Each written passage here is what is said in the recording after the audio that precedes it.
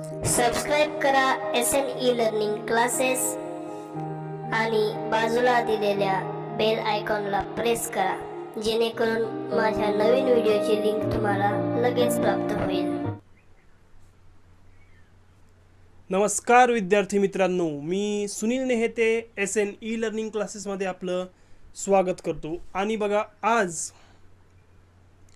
तुमच्यासाठी एक special chapter मी घेऊन आलेलो आहे की पहिल्या दिवसापासून, ज्या दिवसापासून तुम्ही इलेक्ट्रिशियनला ॲडमिशन घेतलेलं असतं आणि ITI सुरू झालेला असतो, त्या दिवसापासून तुम्हाला एकच चॅप्टरची उत्सुकता लागलेली असते की हे चॅप्टर आपलं केव्हा होईल, हे आपल्याला केव्हा शिकवतील, अशा प्रकारची उत्सुकता तुम्हाला लागलेली असते. तर ते चॅप्टर मी तुम्हाला आज शिकवणार आहे.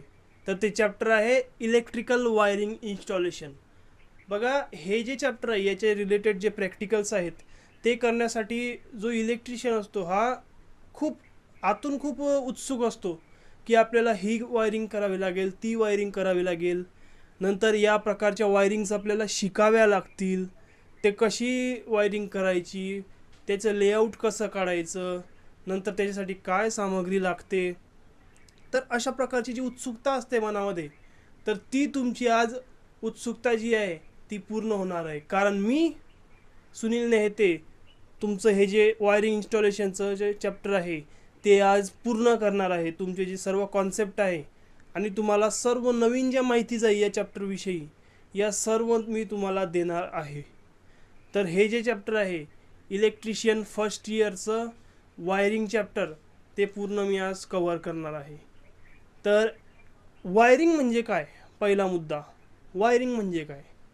तर वायरिंग म्हणजे काय, आपण म्हणतो की जी घराच्या आतमध्ये जी वायरिंग केलेली असते त्याला काय म्हणतो आपण, डोमेस्टिक वायरिंग असं म्हणतो किंवा घरगुती वायरिंग असं म्हणतो. तर ही वायरिंग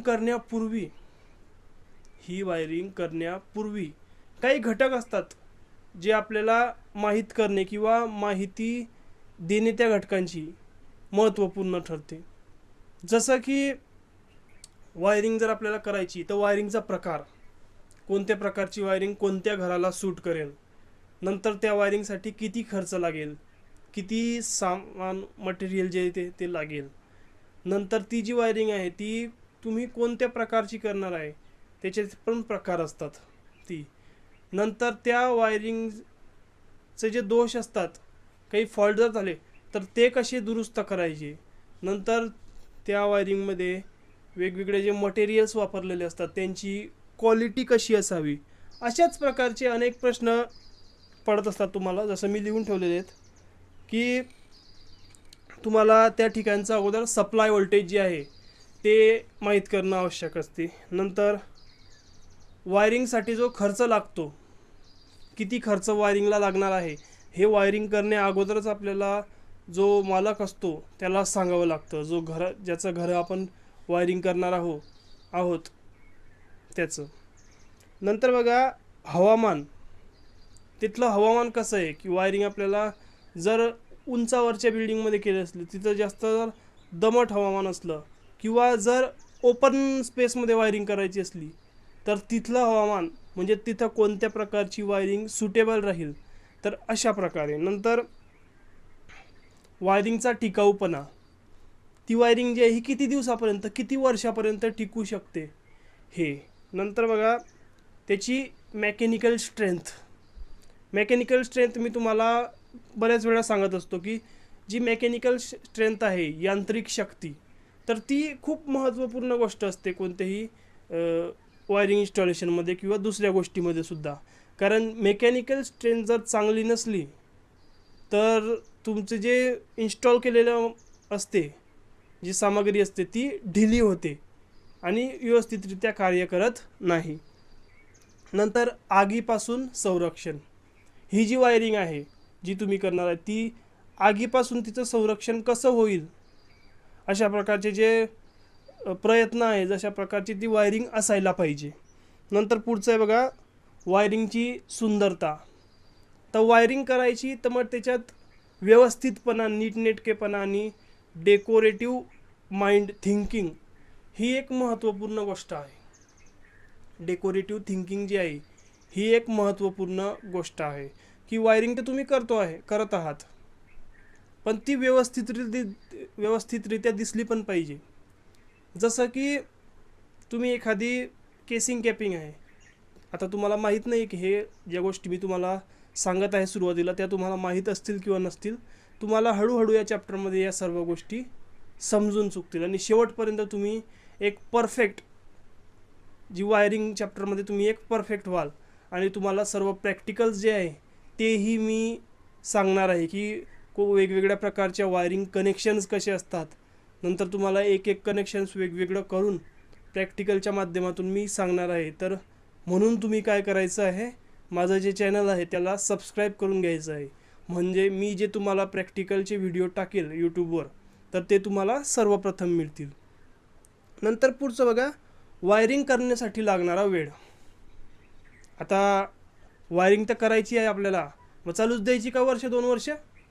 नाही, एक ठराविक वेळ असतो, एक टाईम ठरवलेला असतो. सपोज जर अंडरग्राऊंड वायरिंग करायची असला आपल्याला, अंडरग्राऊंड फिटिंग करायची असली तर त्याचाही एक ठराविक वेळ असतो की घराला प्लॅस्टर होण्याच्या अगोदर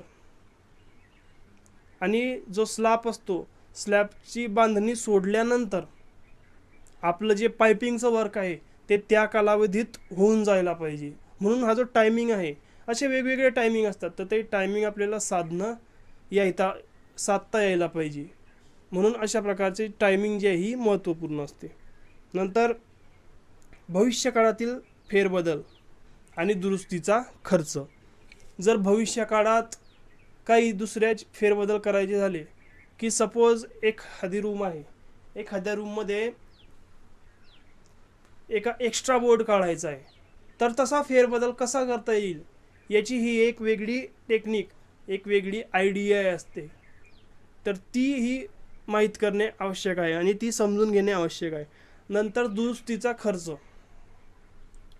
आता वायरिंग इतकी हार्ड नाही करायची, म्हणजे गुंतागुंतीची नाही करायची की ते समोर रिपेअर करणे जास्त खर्चिक पडेल. म्हणून जी स्टँडर्डनुसार आहे, इंडियन इलेक्ट्रिसिटी रूलच्या नुसार जर तुम्ही वायरिंग केली तर सपोज हा एक इलेक्ट्रिशियन आहे, हा एक इलेक्ट्रिशियन केरलामध्ये राहतो, त्याने तिथली इलेक्ट्रिकल इन्स्टॉलेशनचं काम केलं आणि तो दुसरीकडे चालला गेला, आता बरोबर दुसऱ्या स्टेटमध्ये चालला गेला त्याच्याकडे. तर तिथं जर एखादा महाराष्ट्राचा मुलगा तिथं राहत असला आणि त्याला जर ते काम मिळालं रिपेअरिंगचं, तर त्यालाही ते काम तेवढंच सोपं जावं. याच्यासाठी स्टँडर्ड दिलेले आहेत काही. तर ते स्टँडर्ड्स काय आहेत की एक इलेक्ट्रिशियन जो आहे, जर इलेक्ट्रिशियन म्हणजेच काय, आपण जो इलेक्ट्रिशियन जे वायरिंग वर्क करतो, ज्याला ट्रान्सफॉर्मरविषयी, ज्याला विजेविषयी, वीज काय आहे आणि सेफ्टी, सर्वात महत्त्वपूर्ण काय सेफ्टी, याचं संपूर्ण ज्ञान असते, तो एक परफेक्ट इलेक्ट्रिशियन. आणि त्या इलेक्ट्रिशियनला लगेच कळतं की आता ही वायर कोणती आहे, ह्या कलरची वायर वापरलेली आहे म्हणजे ही वायर हीच असणार, अशा प्रकारे. आणि जर ते त्यात एक स्टँडर्डपणा नसला तर मग काय होतं, कन्फ्यूज होतो इलेक्ट्रिशियन पण. तर त्यात पण कन्फ्यूज होऊ नये म्हणूनही मी मी जेव्हा इलेक्ट्रिकल इन्स्टॉलेशनचे कामं करायचो तेव्हा मलाही असा अनुभव आलेला आहे. म्हणून मी एक कंटिन्युटी टेस्टर तयार केलेला आहे. त्याचाही व्हिडिओ मी यूट्यूबवर माझ्या चॅनलवर अपलोड केलेला आहे.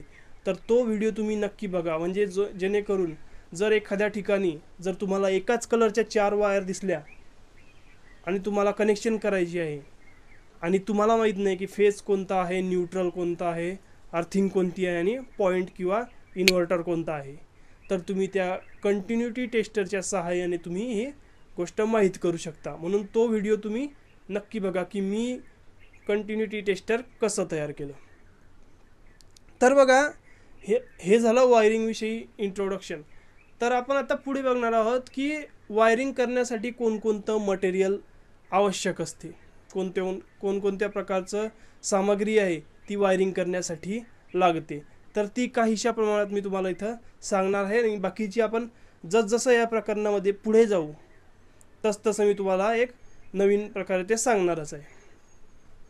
तर बघा,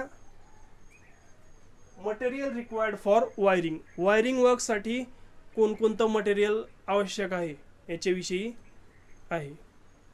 मटेरियल रिक्वायर्ड फॉर वायरिंग. पहिला पॉईंट आहे आपला इलेक्ट्रिकल ॲसेसरीज. आता बघा इलेक्ट्रिकल ॲक्सेसरीज जे आहे, आपण एक चॅप्टर झालेलं आहे आपलं इलेक्ट्रिकल वायरिंग ॲसेसरीज, त्याचाही मी एक व्हिडिओ तयार केलेला आहे, तर तो तुम्ही नक्की बघा. तर इलेक्ट्रिकल ॲसेसरीजमध्ये मी तुम्हाला सांगितलं होतं protecting accessories, controlling accessories, holding accessories, नंतर जनरल ॲक्सेसरीज. तर या प्रकारचे जे ॲक्सेसरीज आहेत या इलेक्ट्रिकल ॲसेसरीजमध्ये येतात. तर या ॲसेसरीजचं सुद्धा वायरिंग वर्कमध्ये इन्स्टॉलेशनमध्ये काम पडतं. तर तुम्हाला एक शॉर्टमध्ये सांगतो की जे कंट्रोलिंग ॲसेसरीज असतात, कंट्रोलिंग ॲक्सेसरीजमध्ये काय येत असतात, सर्व प्रकारचे जे स्विचेस असतात ते कंट्रोलिंग ॲक्सेसरीजमध्ये येत असतात. आणि नंतर प्रोटेक्टिंग ॲक्सेसरीजमध्ये ज्या प्रोटेक्टिंग ॲक्सेसरीज असतात त्याच्यामध्ये सर्व प्रकारचे फ्यूज आणि MCBs मिनिचर सर्किट ब्रेकर्स हे जे असतात ते येत असतात. नंतर तिसरा होल्डिंग ॲक्सेसरीज. होल्डिंग ॲक्सेसरीजमध्ये काय असतं, सर्व प्रकारचे होल्डर्स, लॅम्प होल्डर्स या होल्डिंग ॲक्सेसरीजमध्ये येत असतात. मग ते ट्यूबलाईटसाठी असो किंवा मोठमोठ्या mercury vapour lamp, sodium vapour lamp किंवा आपले टंगस्टन लॅम्प किंवा CFL यांच्यासाठी जेही आपण वेगवेगळ्या प्रकारचे होल्डर्स वापरतो ते सर्व होल्डिंग ॲक्सेसरीजमध्ये येतात. आणि शेवटचं राहिलं जनरल ॲक्सेसरीज. तर जनरल ॲक्सेसरीजमध्ये काय येतं, सिलिंग रोज, नंतर केसिंग कॅपिंग, कॉन्ड्युट्स, हे सर्व ज्या ॲक्सेसरीज या पहिल्या 3 मध्ये येत नाही त्या जनरल ॲक्सेसरीजमध्ये येतात. ओके. तर जर तुम्हाला या गोष्टी डिटेलमध्ये माहीत करायच्या असल्या तर आहेच माझा एक व्हिडिओ, तो तुम्ही नक्की बघा. नंतर बघा दुसरं आहे जी गोष्ट महत्त्वाची आहे वायरिंगसाठी, ती आहे वायर्स अँड केबल्स. बघा योग्य प्रकारची वायर निवडणे वायरिंगसाठी हे सुद्धा एक महत्त्वपूर्ण काम आहे. तर मी तुम्हाला याच्याविषयीही सांगणारच आहे की तुम्ही वायरचं सिलेक्शन कसं करायला पाहिजे. नंतर बघा तिसरं आहे मीटर बोर्ड. आता मीटर बोर्ड म्हणजेच काय, तुमच्या घराच्या बाहेर जे एनर्जी मीटर आहे ते एनर्जी मीटर ज्या बोर्डवर फिट केलेलं आहे ते आहे मीटर बोर्ड, तो आहे मीटर बोर्ड. तर जी सर्व्हिस लाईन आलेली असते, सर्व्हिस लाईन म्हणजेच काय, जी डिस्ट्रीब्युशन कंपनी जी आहे त्यांच्याकडून जी सर्व्हिस लाईन म्हणजे जे पोल टू पोल जी लाईन आलेली असते आपल्या ग्राहकापर्यंत, तर ती असते सर्व्हिस लाईन. तर सर्व्हिस लाईनची जी वायर असते ती ज्या बोर्डवर सर्वप्रथम जाते तो असतो मीटर बोर्ड, कारण त्याच्यावरच एनर्जी मीटर फिट केलेलं असतं. तर ती असते सर्व्हिस लाईन आणि तो असतो मीटर बोर्ड. आणि मीटर बोर्डचं पण काही रूल्स आहेत की तो जो मीटर बोर्ड आहे तो जमिनीपासून 2 मीटर अंतरावर वरती बसवलेला पाहिजे. आणि तिथं जर अडचण नको त्या ठिकाणी, जसं की तो जो अधिकारी येईल जो मीटरचं रीडिंग घ्यायला येईल तर त्याला मीटरचे रीडिंग घेताना किंवा काही चेकिंग करताना, टेस्टिंग करताना अडचण व्हायला नको, अशा प्रकारे हे मीटर जे आहे फिट केलेलं असावं.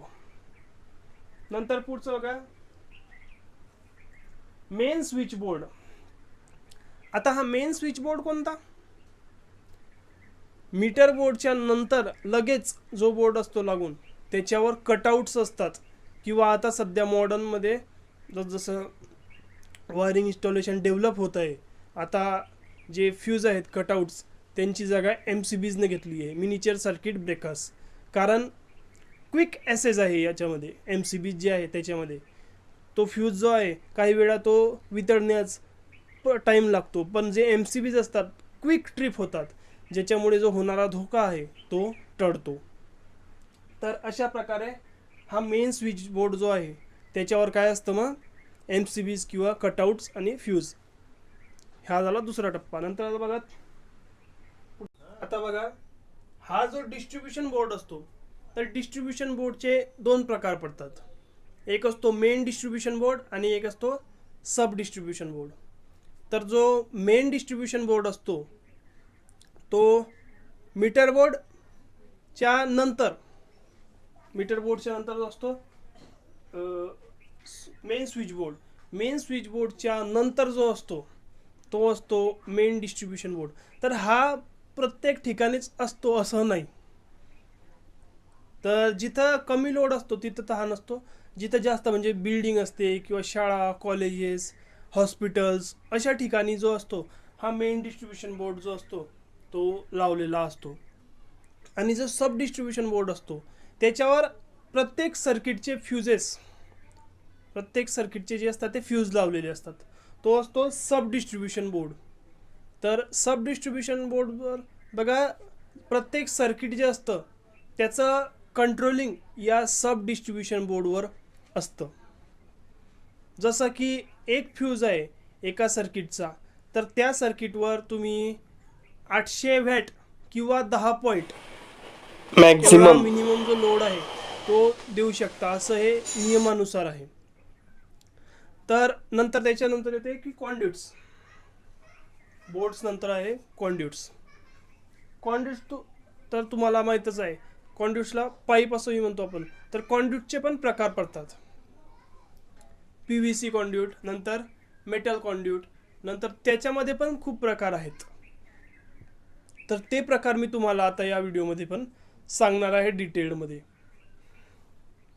नंतर केसिंग कॅपिंग म्हणजेच काय, आपण बघा आपल्या साध्या भाषेत म्हणतो आपण त्याला पट्टी फिटिंग. केसिंग कॅपिंगची जी फिटिंग असते त्याला आपण पट्टी फिटिंग असं म्हणतो आपल्या साध्या भाषेमध्ये. तर केसिंग कॅपिंगची जी फिटिंग आहे इन्स्टॉलेशनची, वायरिंग इन्स्टॉलेशन जे आहे तेही आपण या चॅप्टरमध्ये कव्हर करणार आहोत. त्याच्यामध्ये काय काय साहित्य लागते, नंतर त्यांची काय काय टेक्निक्स आहेत केसिंग कॅपिंगच्या फिटिंग करण्याची, तेही मी तुम्हाला पुढे सांगणार आहे. तत्पूर्वी तुम्हाला सांगतो की जे कॉन्ड्युट्स असतात ते किती प्रकारचे कॉन्ड्युट्स असतात. So let's see. तर बघा कॉन्ड्यूट म्हणजे काय. तर कॉन्ड्यूट म्हणजे सर्वसाधारणपणे एखादी ट्यूब किंवा चॅनल यांना कॉन्ड्यूट असे म्हणतात. आणि वायरिंग इन्स्टॉलेशनमध्ये कॉन्ड्यूट म्हणून काय ट्यूबलर पाईपचा वापर केला जातो. ट्यूबलर पाईप जे असतात त्यांचाच वापर केला जातो. तर बघा कॉन्ड्यूटचे प्रकार आहेत, 4 प्रकार आहेत कॉन्ड्यूटचे. पहिला आहे रिजिड स्टील कॉन्ड्यूट म्हणजे धातूचा पाईप. दुसरा आहे रिजिड नॉन मेटॅलिक कॉन्ड्यूट म्हणजे अधातूचा पाईप. नंतर तिसरा आहे फ्लेक्झिबल मेटल कॉन्ड्यूट म्हणजे धातूचा लवचिक व वेटोळे आकृती पाईप. आणि चौथा आहे फ्लेक्झिबल नॉन मेटल कॉन्ड्यूट. तर यांच्याविषयी आपण पुढे जाणून घेऊ बघा. तर हा आहे रिजिड स्टील कॉन्ड्यूट. हा जो कॉन्ड्यूट पाईप आहे हा मेटल स्टीलपासून बनलेला आहे. आणि हा जो रिजिड पाईप आहे हा लोखंडी ठोकीव सीम वेल्डिंग याच्यावर केलेली असते. आणि हा जो ठोकीव पाईप असतो हा खूप महाग असतो, म्हणून हा जो पाईप असतो याचा उपयोग गॅससारखा ज्वलनशील पदार्थ इन्स्टॉलेशनमध्ये वापरला जातो. नंतर याच्यामध्ये 2 प्रकार पडतात. एक असतो हेवी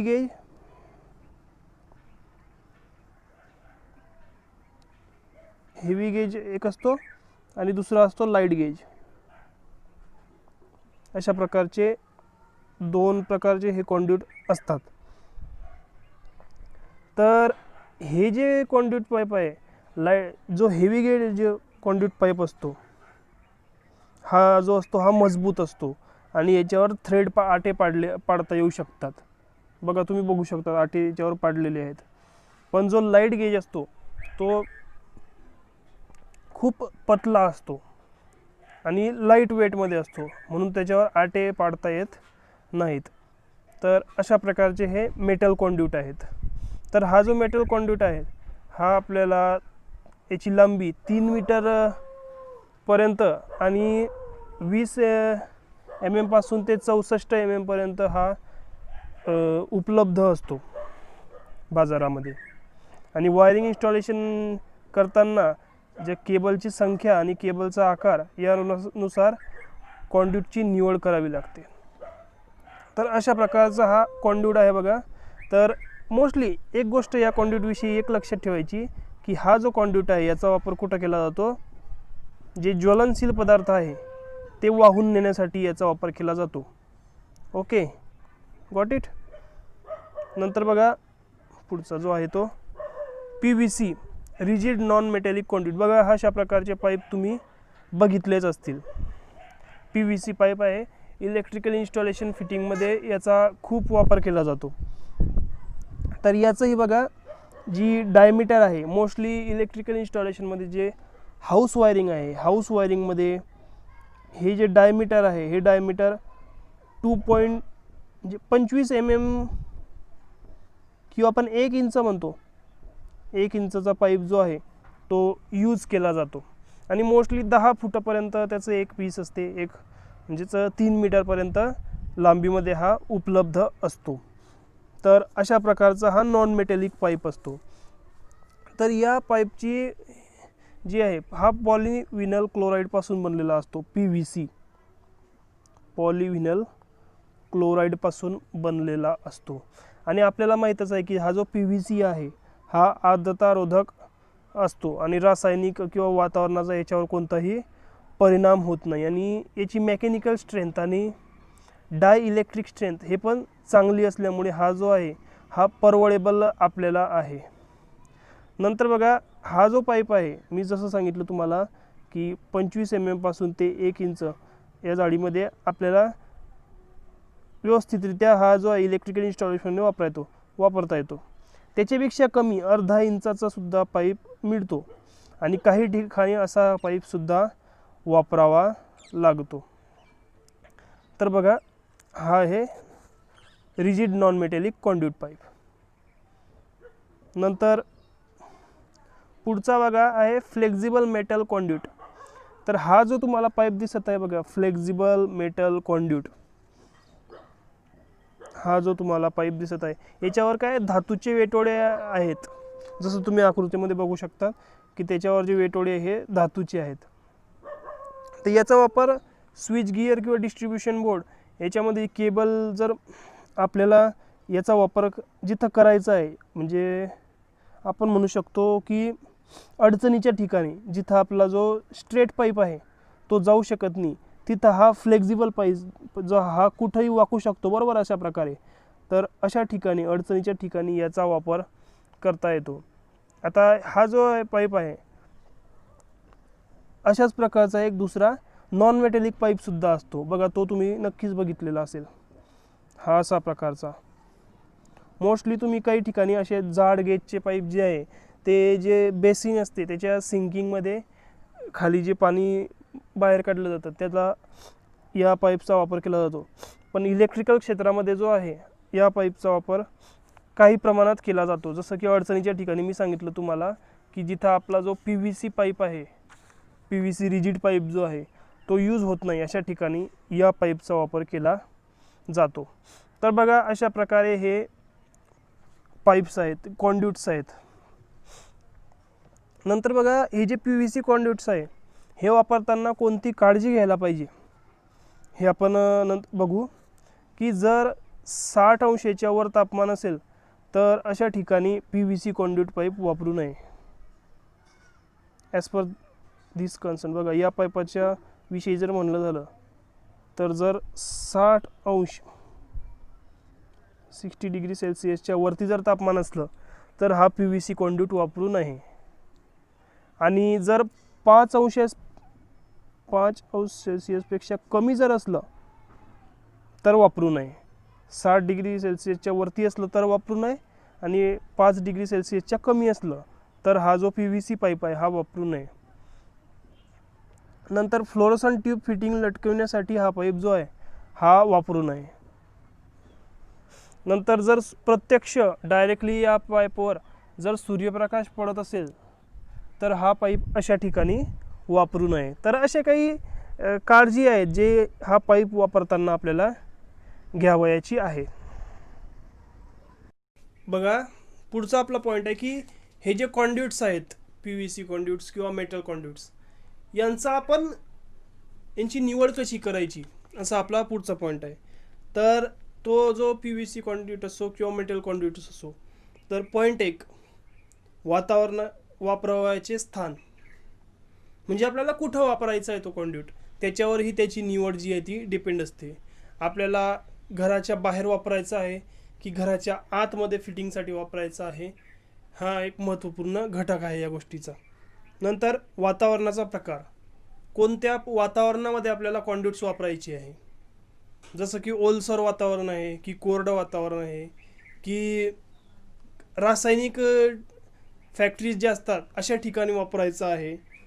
नंतर ज्वलनशील भाग, ज्वलनशील पार्ट जिथं असतात किंवा ज्वलनशील घटक जिथं असतात अशा ठिकाणी वापरायचे आहेत का, तर याच्यावरही डिपेंड असते की कोणत्या प्रकारचं कॉन्ड्यूट आपल्याला वापरायचं आहे.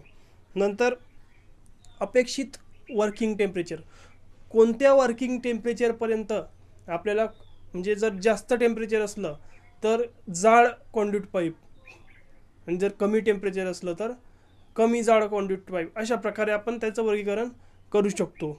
नंतर यांत्रिक हानीपासून सुरक्षितता, आपल्याला हे निवड करताना, कॉन्ड्यूटची निवड करताना हे पॉईंट जे आहे ते लक्षात ठेवायचे की जे मेकॅनिकल स्ट्रेंथ आहे ती चांगली पाहिजे कॉन्ड्यूटची. जसं की इलेक्ट्रिकल इन्स्टॉलेशन करताना जेव्हा आपण अंडरग्राऊंड फिटिंग करतो तर तेव्हा जो पाईप आहे तो इन्स्टॉल करताना खिळ्याने ठोकावा लागतो, तर तो ठोकत असताना तो पाईप कुठं फुटायला नको. किंवा जेव्हा आपण स्लॅबमध्ये जेव्हा आपण बॉक्स, जंक्शन बॉक्ससाठी किंवा फॅनसाठी जे पाईप्स टाकलेले असतात ज्याच्यामुळे आपल्याला इलेक्ट्रिकल जे इन्स्टॉलेशन आहे अंडरग्राऊंड फिटिंगचं ते सोपं जातं, तर ते जर पाईप कुठं फुटलेले असतील, म्हणजे त्यांची मेकॅनिकल स्ट्रेंथ जी आहे ती डॅमेज झालेली असेल, खराब झालेली असेल, तर काय होते, अशा ठिकाणी जे आहे ते पाईप फुटल्यामुळे त्याच्यामध्ये सिमेंटचं पाणी जाऊन तो पाईप ब्लॉक होतो. तर म्हणून अशा जर चांगल्या प्रतीचा जर तिथं पाईप वापरला आपण ॲज कन्सर्न टू बाकीच्या ठिकाणी, ॲज कम्पेअर टू बाकीच्या ठिकाणी, जसं की स्लॅबमध्ये जर आपण चांगल्या प्रतीचा, चांगल्या क्वालिटीचा पाईप वापरला तर आपल्याला अशा प्रकारच्या ज्या अडचणी आहे यांना सामोरं जावं लागत नाही. नंतर पुढचा पॉईंट आहे वजन सहन करण्याची क्षमता. आता पाईप जो आहे त्याची वजन सहन करण्याची क्षमता ही चांगली पाहिजे. नंतर अंदाजपत्रकातील किंमत, जे तुम्ही इस्टिमेशन काढलेलं आहे की इतक्या रुपयापर्यंत तुम्हाला ही फिटिंग जाईल, तर त्या अंदाजपत्रकानुसार कोणतं मटेरियल किती क्वालिटीचं आणि किती क्वांटिटीचं लागेल त्याच्यानुसार त्या पाईपची निवड होते. नंतर बघा, हे झाली आपण जे कॉन्ड्यूट्स असतात त्यांची निवड कशी करायची. आता पुढे जे कॉन्ड्यूट्स असतात त्यांच्यासोबत आपल्याला वेगवेगळ्या प्रकारच्या ॲसेसरीजसुद्धा जोडाव्या लागतात. तर त्या ॲसेसरीज कोणकोणत्या आहे आणि त्यांचं स्पेसिफिकेशन काय काय आहे, त्यांच्याबद्दल काय महत्त्वपूर्ण माहिती आहे ते आपण पुढे जाणून घेऊ. या पॉईंटमध्ये आपण बघणार आहोत की PVC कॉन्ड्यूट फिटिंग ॲसेसरीज. तर आपण या पॉईंटमध्ये PVC कॉन्ड्यूट फिटिंग करण्यासाठी ज्या ॲसेसरीज, ॲडिशनल ॲसेसरीज लागतात त्याच्याविषयी मी तुम्हाला सांगणार आहे. तर सर्वप्रथम इथं बघा, माझ्या हातामध्ये तुम्हाला दिसेल की हा एक PVC कॉन्ड्यूट पाईपचं हे एक तुकडा आहे, एक पीस आहे. नंतर याचा जो डायमीटर आहे हा आहे 25 mm. आपण 1 इंची पाईप असंही याला म्हणतो. तर हा आहे PVC कॉन्ड्यूट पाईप.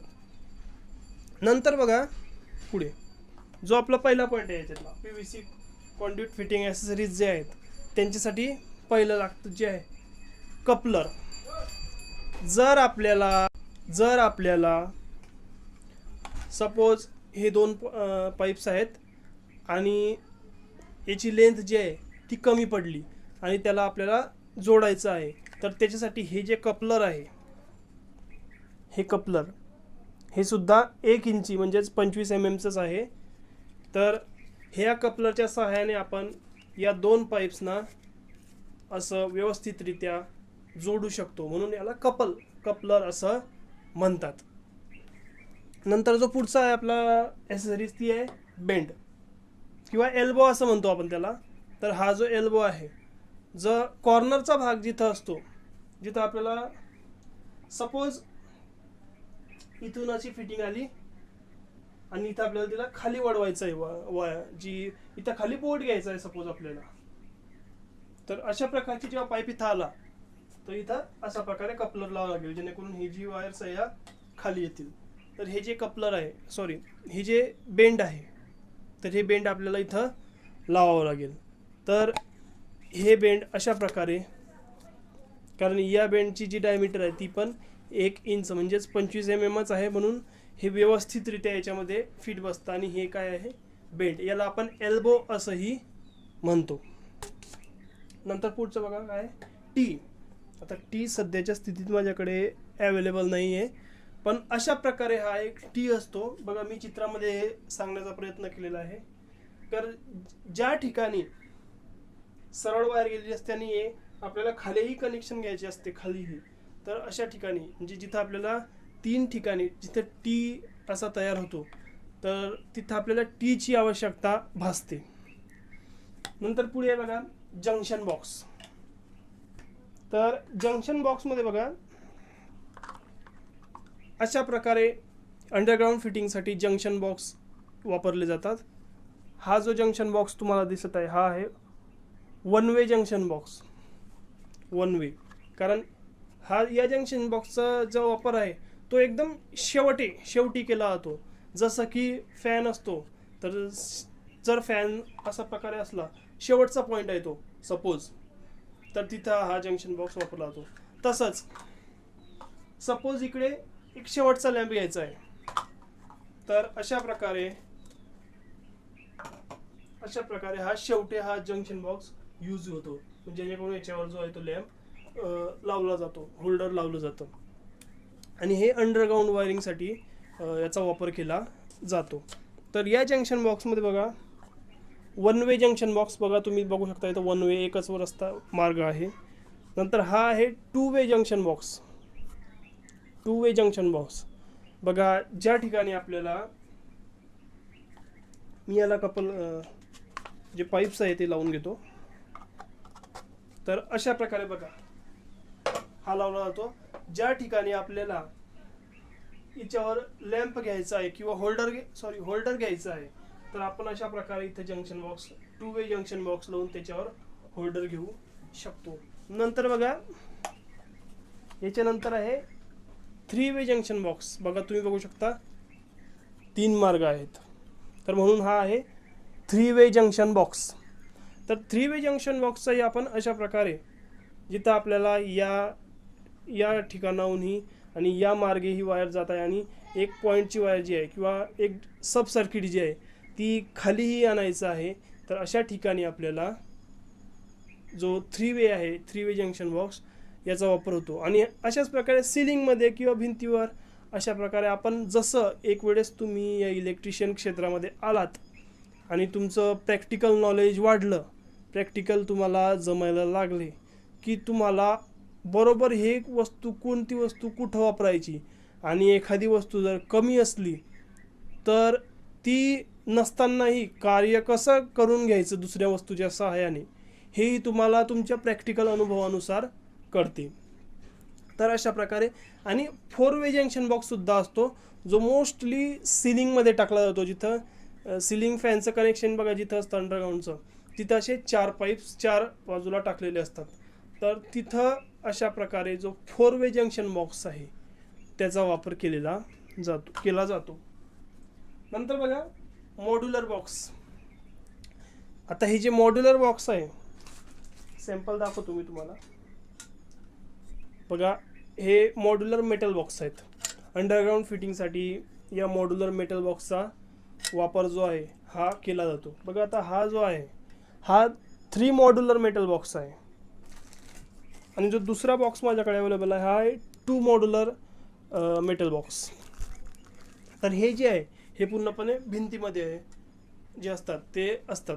नंतर बघा याच्यावर आपण मॉड्युलर प्लेट्स लावून मग त्याच्यावर स्विच आणि सॉकेट अशा प्रकारचे जे ॲसेसरीज आहेत त्या आपण लावून एक इन्स्टॉलेशनला पूर्ण करण्यासाठी याच मॉड्युलर जे मेटल बॉक्स असतात त्यांचंही आपल्याला काम पडतं. तर बघा ह्या अशा प्रकारचे इथं कॉईन्स दिलेले असतात. त्या कॉईन्सला काढल्यावर तुम्हाला सपोज अशा प्रकारे टाकायचं असलं कनेक्शन, तर तुम्ही अशा प्रकारे ह्या मेटल बॉक्सला भीतीच्या अंदर भिंतीच्या आतमध्ये अशा प्रकारे तुम्ही इन्स्टॉलेशन करू शकता. बघा सध्या जी साहित्य आहे त्याची कमतरता असल्यामुळे आणि लॉकडाऊन सुरू आहे, बाहेर जाता येत नाही, म्हणून जे माझ्याकडे साहित्य उपलब्ध आहे त्याच्यावरच मी तुम्हाला समजावण्याचा प्रयत्न करत आहे. जेव्हा ज्या व्यवस्था आहे, सुविधा आहे आपल्याला मिळायला लागतील तेव्हा मी तुम्हाला एक्झॅक्ट यांचं जे प्रॅक्टिकली आहे ते सर्व तुम्हाला सांगणार आहे. तर अशा प्रकारे बघा अजूनही काही ज्या छोटे छोटे ॲक्सेसरीज असतात, जसं की सॅडल्स असतात. जरा तुम्हाला वरतून अशी फिटिंग करायची असली तर सॅडल्सचा वापर केला जातो. नंतर केसिंग कॅपिंगची फिटिंग जेव्हा आपण करू तेव्हा आपण त्याच्याविषयीही बोलू. बघा आता पुढच्या 2 ज्या गोष्टी आहेत ज्या तुम्हाला पुस्तकांमध्ये जेव्हा तुम्ही वायरिंगचा चॅप्टरचा अभ्यास कराल तेव्हा तुम्हाला त्या सांगितलेल्या असतात की यांचा अभ्यास आहे तुम्हाला, ओके. पण त्या ज्या गोष्टी आहेत त्या आता जुन्या होत चालल्या आहेत. जसं की बॅटन वायरिंग, लाकडी वुडन बॅटन वायरिंग असायची, आता सध्या लुप्त होत चालली ती. तर त्याच्याविषयी मी तुम्हाला सांगणारच आहे. तर हे जे आहे जो वुडन बोर्ड आहे याचं स्पेसिफिकेशन जे आहे मी तुम्हाला आता सांगतो आणि ते शॉर्टमध्ये सांगतो, कारण वुडन बोर्ड जे आहे हे काहीचं आता लुप्त होत चाललं आहे. आता सध्या मॉड्युलर PVC बोर्डचा जमाना झालेला आहे. सध्या जर तुम्ही केसिंग कॅपिंगची फिटिंग केली समजा आणि अंडरग्राऊंड फिटिंग केली तर तुम्ही स्टँडर्ड मटेरियल वापरत असता, जसं ना की लाकडी बोर्डचा वापर सध्या होत आहे. म्हणून तुम्हाला हे मी शॉर्टमध्ये सांगणार आहे. आणि जो सध्या मॉडर्नमध्ये जे चाललं आहे, सध्याच्या आताच्या कंडिशनमध्ये जे मार्केटमध्ये आहे ते मी तुम्हाला या चॅप्टरमध्ये शिकवणार आहे. कारण जे जुनं आहे त्याचा अभ्यास तुम्ही केला आहे आणि कितीही रट्टा मारला, कितीही अभ्यास केला, 2 प्रश्न तुम्ही त्याच्यावर आले तर ते करेक्ट करून ओके होऊन जाल. पण ॲज अ प्रॅक्टिकल करत असताना तुम्हाला आजच्या युगामध्ये वावरावं लागेल की आज काय चाललं आहे, आजची डिमांड काय आहे. तर हे मी तुम्हाला या व्हिडिओमध्ये सांगणार आहे. तर बघा पहिला जो आहे तो आहे वुडन बोर्ड.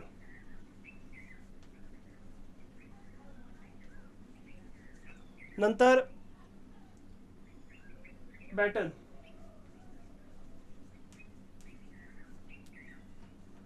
ते पण काय वुडन बॅटन, या ज्या 2 गोष्टी या लाकडाच्या.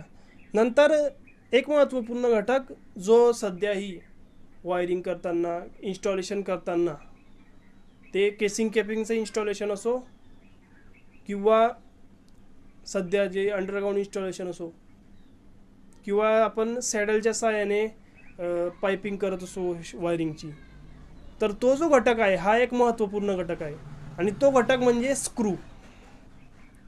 बघा स्क्रू जरी तुम्हाला एक छोटीशी गोष्ट वाटत असली तरी खूप महत्त्वाचा रोल हा वायरिंग इन्स्टॉलेशनमध्ये या स्क्रूचा आहे. कोणत्या ठिकाणी कोणता स्क्रू वापरावा हेही तितकंच महत्त्वाचं आहे. म्हणून या स्क्रूविषयी मी तुम्हाला व्यवस्थितरित्या थोडं डिटेलमध्ये सांगतो, जेणेकरून तुम्हाला स्क्रूविषयी माहिती जी आहे ती व्यवस्थितपणे व्हावी. So let's watch it. बघा आता आपला हा जो पॉईंट आहे तो आहे स्क्रू. स्क्रू जरी हा एक छोटासा साहित्य असलं किंवा मटेरियल असलं तरी हे खूप महत्त्वपूर्ण आहे इलेक्ट्रिकल इन्स्टॉलेशनमध्ये. तर स्क्रू प्रत्येक ठिकाणी लागतात आपल्याला, जसं की बोर्ड फिक्स करणे किंवा ब्लॉक फिक्स करणे, बॅटन फिक्स करणे किंवा वेगवेगळ्या प्रकारचे जे ॲसेसरीज आहेत त्या बसवण्यासाठी आपल्याला स्क्रूचा वापर हा करावाच लागतो. आता स्क्रू जे आहे त्यांना थ्रेड्स असतात, सिंगल स्पायरल थ्रेड. हे जे थ्रेड असतात स्क्रूच्या पॉईंटपासून क्लॉकवाईज दिशेने स्क्रूच्या लांबीच्या 2/3 भागापर्यंत असतात आणि 2/3 भागानंतर स्क्रूचा हेडपर्यंत थ्रेड नसतात. बघा तुम्हाला आकृतीच्या सहाय्यानेच मी सांगतो की हा जो स्क्रू आहे त्याचा हा जो 2/3 पार्ट आहे याला थ्रेड असतात आणि हा जो बाकीचा 2/3 पार्ट सोडून हे बाकीचा जो आहे याला हा जो बाकीचा भाग आहे याला थ्रेड नसतात. तर ज्या भागाला थ्रेड नसतात त्याला शँक असे म्हणतात बघा. शँक, SHANK. ज्या भागाला थ्रेड नसतात त्याला शँक असे म्हणतात. तर बघा हा जो शँक आहे, हा जो हेड दिसते तुम्हाला, हे बघा, हे जे तुम्हाला शँकचं हेड दिसतंय याच्यावर स्क्रूड्रायव्हरचे पाते बसण्यासाठी एक खाच असते बघा. ही खाच दिलेली इथं दिसते, एक खाच येते. तर ते खाच जे आहे तिची जाळी आहे, त्या जाळीवरूनच स्क्रूचा जो नंबर आहे तो डिसाईड केला जातो. तर तुम्हाला एका सोप्या पद्धतीने सांगतो. आपण जो आहे स्क्रूचं सिलेक्शन जेव्हा करत असतो तेव्हा आपण असं म्हणत नाही की slotted, countersunk, flat, head, wood screw द्या हो. नाही, आपल्याला याचे जे नंबर आहेत तेच लक्षात ठेवावे लागतात. जसं की त्याची लेंथ आणि त्याचा जो हेड आहे, हेडचा जो खाचा आहे त्याचे जो डिस्टन्स आहे, जाडी, त्याच्यावरून जो नंबर असतो तर ते आपल्याला लक्षात ठेवावं लागतं. तर ते कसं मी तुम्हाला सांगतो. जर या स्क्रूची लांबी 35 आहे, 35 mm, आणि या हेडची जी जाडी आहे ती आहे 8 mm, तर ह्या स्क्रूला आपण असं म्हणू की 35-8. 35-8चा स्क्रू द्या असं आपण दुकानदाराला म्हणू. तर अशाच प्रकारे बाकीच्या स्क्रूचं पण, जर स्क्रू लांब असला, आता बघा जेव्हा आपण छोट्या छोट्या ॲक्सेसरीज फिट करतो तेव्हा आपल्याला 35-8चा स्क्रू हा सफिशियंट असतो. जसं की आपण केसिंग कॅपिंग जेव्हा भिंतीवरची लावतो तेव्हा आपल्याला हा 35-8चा जो स्क्रू आहे हा व्यवस्थित होतो. पण नंतर जेव्हा आपल्याला बोर्ड फिट करायचे असतात तर तेव्हा बोर्ड फिट करत असताना याची जी लेंथ आहे ती जास्त असावी लागते. म्हणून त्यासाठी 50-8 किंवा 75-8 अशा प्रकारचे लेंथचे स्क्रू जे आहेत ते वापरले जातात. बघा आपण आता आपल्या या टॉपिककडे वळू. आता मी तुम्हाला सांगितलं की त्याचं नाव आणि लेंथ कसे असतात. तर हा जो तुम्हाला स्क्रू दिसत आहे बघा, slotted, countersunk, flat head, wood screw. तर हा जो स्क्रू आहे हा जास्त वापरात येत नाही. इलेक्ट्रिकल वायरिंग इन्स्टॉलेशनमध्ये लाकडी बॉक्स किंवा बोर्ड बॅटन फिक्स करण्यासाठी या स्क्रूचा वापर केला जातो. आणि आपल्या क्षेत्रात जो आहे या स्क्रूचा वापर जास्त केला जातो. मोस्टली जे अगोदरचे जे जुने बॅटन वायरिंग करायचे किंवा जे जुन्या पद्धतीच्या वायरिंग होत्या ज्याच्यामध्ये लाकडी बोर्डचा वापर खूप व्हायचा, अशा ठिकाणी हे जे स्क्रू आहेत slotted, countersunk, flat head screw यांचा वापर खूप व्हायचा. नंतर पुढचे बघा, slotted round head wood screw.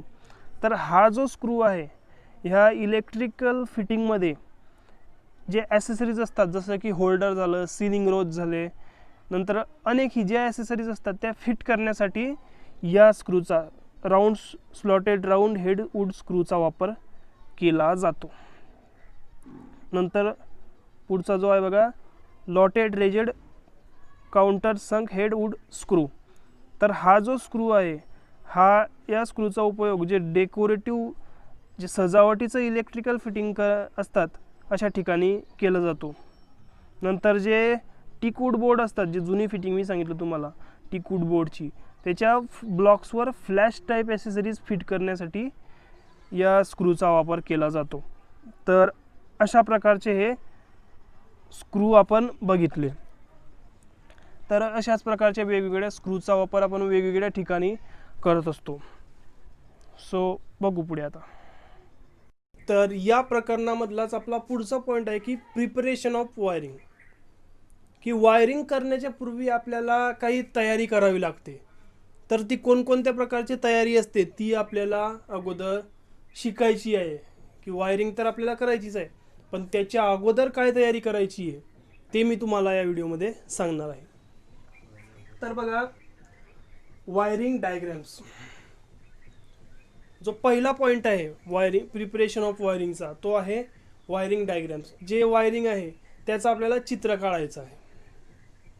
कारण जे इंजिनियर्स असतात ते इंजिनियर्स अगोदर इलेक्ट्रिशियन्सला त्याचा डायग्राम देत असतात. पहिला कोणतो असतो, लेआउट डायग्राम.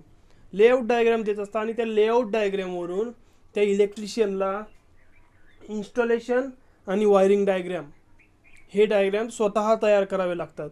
म्हणून आपण इलेक्ट्रिशियन यांना एवढं समजायला पाहिजे, या गोष्टी ट्रेंड व्हायला पाहिजे, जेणेकरून या ज्या गोष्टी आहे या क्विक व्हायला पाहिजे. आणि मी तुम्हाला त्या समजवण्याचा प्रयत्न नक्कीच करतो आहे, कारण मी स्वतः एक इन्स्टॉलेशनचं काम करत असतो आणि खूप कामं चालत असतात आणि मलाही त्याचा चांगलाच अनुभव आहे. तर लेआउट डायग्राम बघा, तुम्ही चित्रामध्ये बघू शकतात, माझ्या समोर आहे इथं, की चित्रामध्ये तुम्ही बघू शकतात की एक लेआउट डायग्राम दिलेला आहे. त्या लेआउट डायग्रामच्या सहाय्याने जोपर्यंत लेआउट डायग्राम मिळणार नाही तोपर्यंत आपण बाकीच्या डायग्राम काढू शकणार नाहीत. तर लेआउट डायग्राम एक वेळचा आपल्याला मिळाला की लेआउट डायग्राममध्ये एक सिम्बॉलच्या मध्ये दिलेलं असतं. जे सिम्बॉल्स असतात ते आपल्याला माहीत असणे आवश्यक असतात. काही खुणा असतात जसं तुम्ही डायग्राममध्ये बघू शकता. आणि जी लेंथ असते या ठिकाणाहून या बोर्डवरून दुसऱ्या बोर्डवरची लेंथ, नंतर या बोर्ड आणि त्या बोर्डमधलं जे अंतर आहे त्याचा रन किती आहे, अशा व्हॅल्यूज लिहिलेल्या आहेत बघा. तर त्या किमतींवरून आपल्याला समजते की आपल्याला किती मटेरियलची मागणी आहे ती करायची आहे. तर त्या लेआउट डायग्राममुळे आपल्याला हे कळतं. तर बघा, जे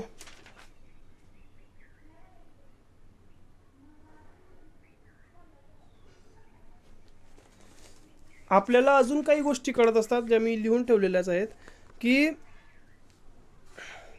वायरिंगसाठी लागणाऱ्या खर्चाचा जो अंदाज आहे तो आपल्याला या लेआउट डायग्राममधून मिळत असतो, की आपल्याला वायरिंग तर करायची आहे.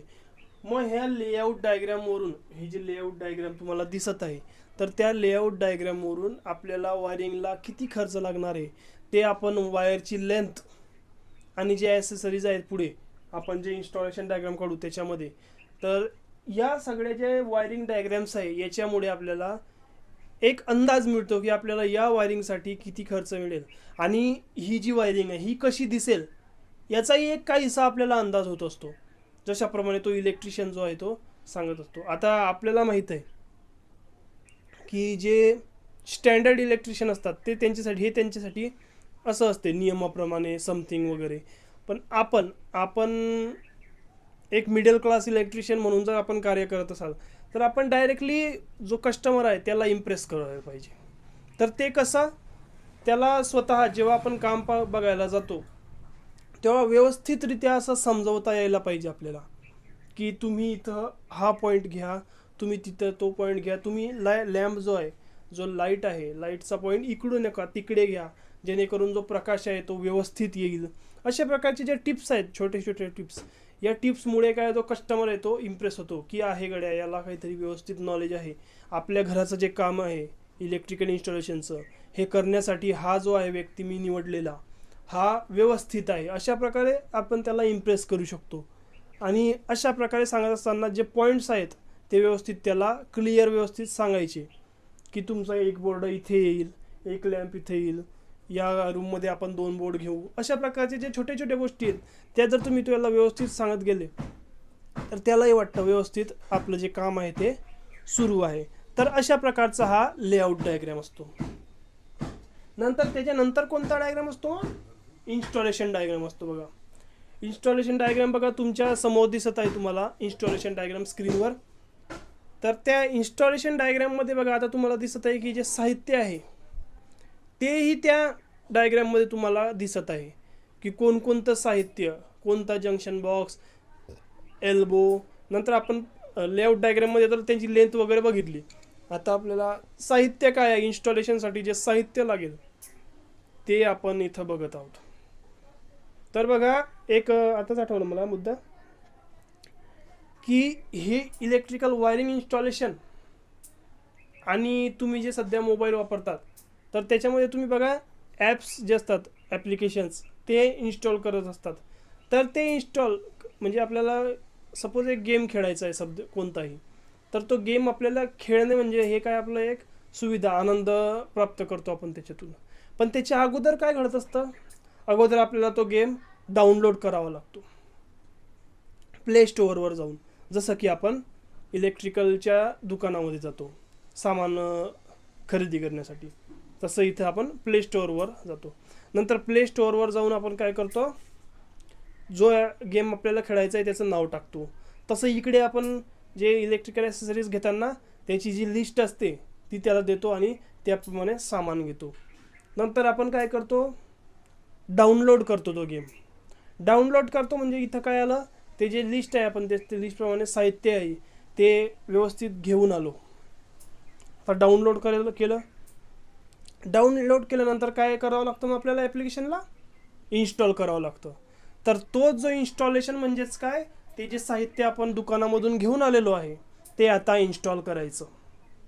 म्हणजे जिथं त्याची आवश्यकता आहे लेआउटप्रमाणे तिथं ते बसवायचं, म्हणजे त्याला इन्स्टॉल करायचं. आणि लास्ट काय असतो, आपण गेम आपण खेळतो. तसं आपण जेव्हा आपलं सर्व काम होते तेव्हा आपण बटन दाबल्यावर लॅम्प लागतो, नंतर पंख्याचं बटन दाबल्यावर, फॅनचं बटन दाबल्यावर काय होतं, फॅन सुरू होतो.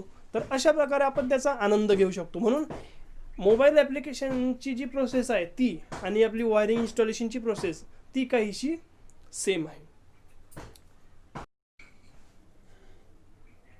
बघा आता याच्यामध्ये सुद्धा जो हा इन्स्टॉलेशन प्लॅन आहे, या इन्स्टॉलेशन प्लॅनमध्ये सुद्धा आपण असं पूर्ण बिल्डिंगचा किंवा पूर्ण घराचा इन्स्टॉलेशन प्लॅन बनवत बसायचं नाही किंवा बनवलाही जात नाही. तो मोस्टली एखादी सर्किट जर असलं तर त्या सर्किटचा, छोट्या सर्किटचा इन्स्टॉलेशन प्लॅन जो आहे तो आपल्याला बनवून दाखवता येतो. आणि तो प्लॅन बघूनच तो जो इंजिनियर आहे तो आपल्याला सांगतो की नाही, तुमचा जो हा प्लॅन आहे तो व्यवस्थित असल्यामुळे तुमचे बाकीचेही जे प्लॅन असतील मोठे तेही व्यवस्थितच असतील. कारण पूर्ण जर प्लॅन बनवत बसले तर जेवढा वेळ आपल्याला वायरिंगला करायला लागेल त्याच्यापेक्षा जास्त वेळ तर प्लॅनच बनवायला लागेल. मग आपल्याला प्लॅनच बनवायचे आहेत का, नाही, आपल्याला कामं पण करायची आहेत. तर जो इन्स्टॉलेशन आहे ते फक्त आता बघा तुम्ही डायग्राममध्ये बघू शकता स्क्रीनवर तुमच्या, की समोर जो डायग्राम दिलेला आहे त्याच्यामध्ये एक दिवा जो आहे तो 2 ठिकाणाहून नियंत्रित करण्यासाठी एक इन्स्टॉलेशन प्लॅन दिलेला आहे.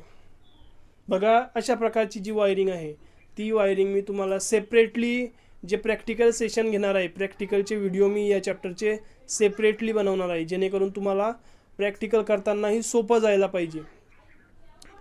म्हणून तुम्ही जे प्रॅक्टिकलचे व्हिडिओ आहे तेही नक्की बघा. तर अशा प्रकारे हा झाला इन्स्टॉलेशन प्लॅन. नंतर आपला जो तिसरा पॉईंट आहे हा आहे सर्किट डायग्राम. बरोबर, आता इलेक्ट्रिशियन ट्रेडला ॲडमिशन घेतल्यानंतर आपलं आता 1 वर्षच्या आसपास होण्यात आलेलं आहे. आपण अनेक प्रकारच्या सर्किट डायग्राम्स या कालावधीमध्ये काढल्या. बरोबर, तर त्या सर्किट डायग्राम काढण्यासाठी आपल्याला वेगवेगळे सिम्बॉल्स, बघा सायन्स सिम्बॉल्स अँड सायन्सचे जे प्रॅक्टिकल आहे, जे चॅप्टर आहे मी तुम्हाला सांगितलेलं आहे लिहून काढायचं, आणि ते समजवूनही सांगितलं की कोणती साईन जी आहे ते कुठं वापरतात. तर जो सर्किट डायग्राम आहे, सर्किट डायग्राम बघा तुम्हाला तुमच्या स्क्रीनवर दिसत आहे.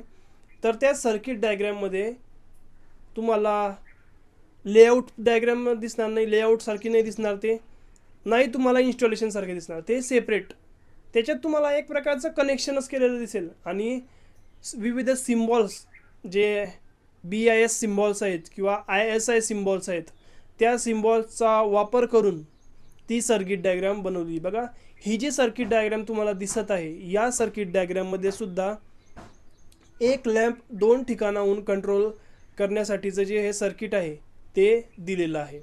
तर अशा प्रकारच्या सर्किट डायग्राम जो आहे त्या इलेक्ट्रिशियनला माहीत असणं आवश्यक असतं. बघा आता ही आपली फर्स्ट स्टेज आहे, शिकण्याची अवस्था आहे, म्हणून मी तुम्हाला हे सर्व डिटेलमध्ये सांगतो आहे. जेव्हा तुम्ही एक परिपूर्ण इलेक्ट्रिशियन व्हाल तुम्हाला फक्त लेआउट डायग्रामची आवश्यकता भासेल. जे इन्स्टॉलेशन आणि सर्किट डायग्राम जे आहे आणि वायरिंग डायग्राम जे आहे त्या कुठं असतील, पेपरवर नसतील, त्या तुमच्या डोक्यात असतील.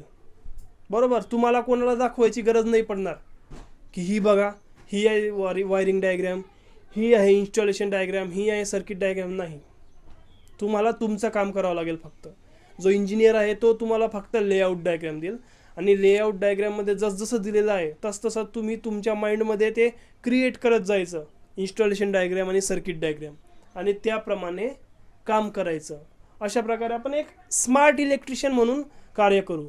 आणि जर तुम्ही अशा प्रकारचे सर्व जर बनवतच राहिले मग तुमचं जे काम आहे ते कमी होईल. आपल्याला काम जास्त करायचं आहे आणि ते चांगल्या क्वालिटीचं करायचं आहे. म्हणून काही गोष्टी ज्या आहे त्या आपल्याला प्रॅक्टिस करत असताना एकदम डोक्यात फिट करून घ्यायचं. आणि जेव्हा आपण फ्रेंडली होऊ नये या गोष्टीशी तेव्हाच आपल्याला ते समजेल. जर तुम्हाला असं की आपल्याला शिकायचंच आहे, फोर्सली शिकाल तर तुम्हाला ही वायरिंग जमणार नाही. तुम्हाला फ्रेंडली शिकावं लागेल की ह्या ज्या गोष्टी आहे त्यांच्याशी फ्रेंडशिप करावी लागेल, की ह्या गोष्टीला कसं माहीत करता येईल, याचे नवीन नवीन जे मार्ग आहे ते तुम्हाला शोधावे लागतील. तर त्याच्यासाठी मी आहेच. मी तुम्हाला वेळोवेळी माझ्या व्हिडिओच्या माध्यमातून त्याची तर मदत करतच असणार आहे. तर बघा, पुढचा जो आपला डायग्राम आहे तो आहे वायरिंग डायग्राम. शेवटचा जो आहे तो वायरिंग डायग्राम. बघा, तुम्हाला स्क्रीनवर तुमच्या दिसत आहे वायरिंग डायग्राम आलेली दिसत आहे. तर त्या वायरिंग डायग्राममध्ये बघा, आता सर्व जे आपण बघितले यांच्यापेक्षा हा वेगळा आहे.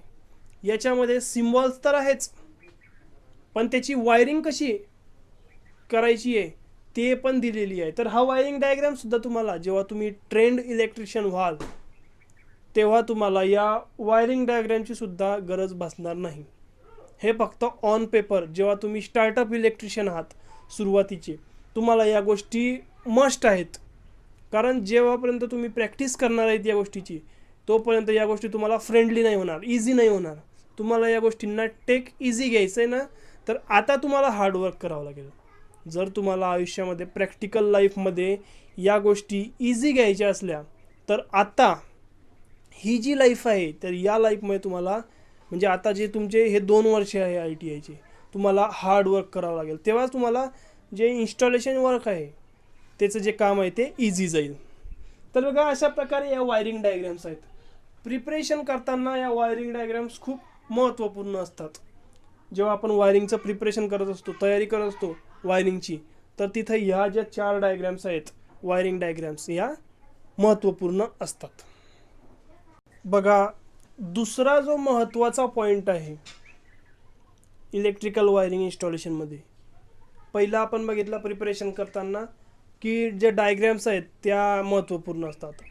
त्याच्याच दुसरा पार्ट जो आहे प्रिपरेशन करताना, तर तो आहे एस्टिमेशन अँड कॉस्टिंग.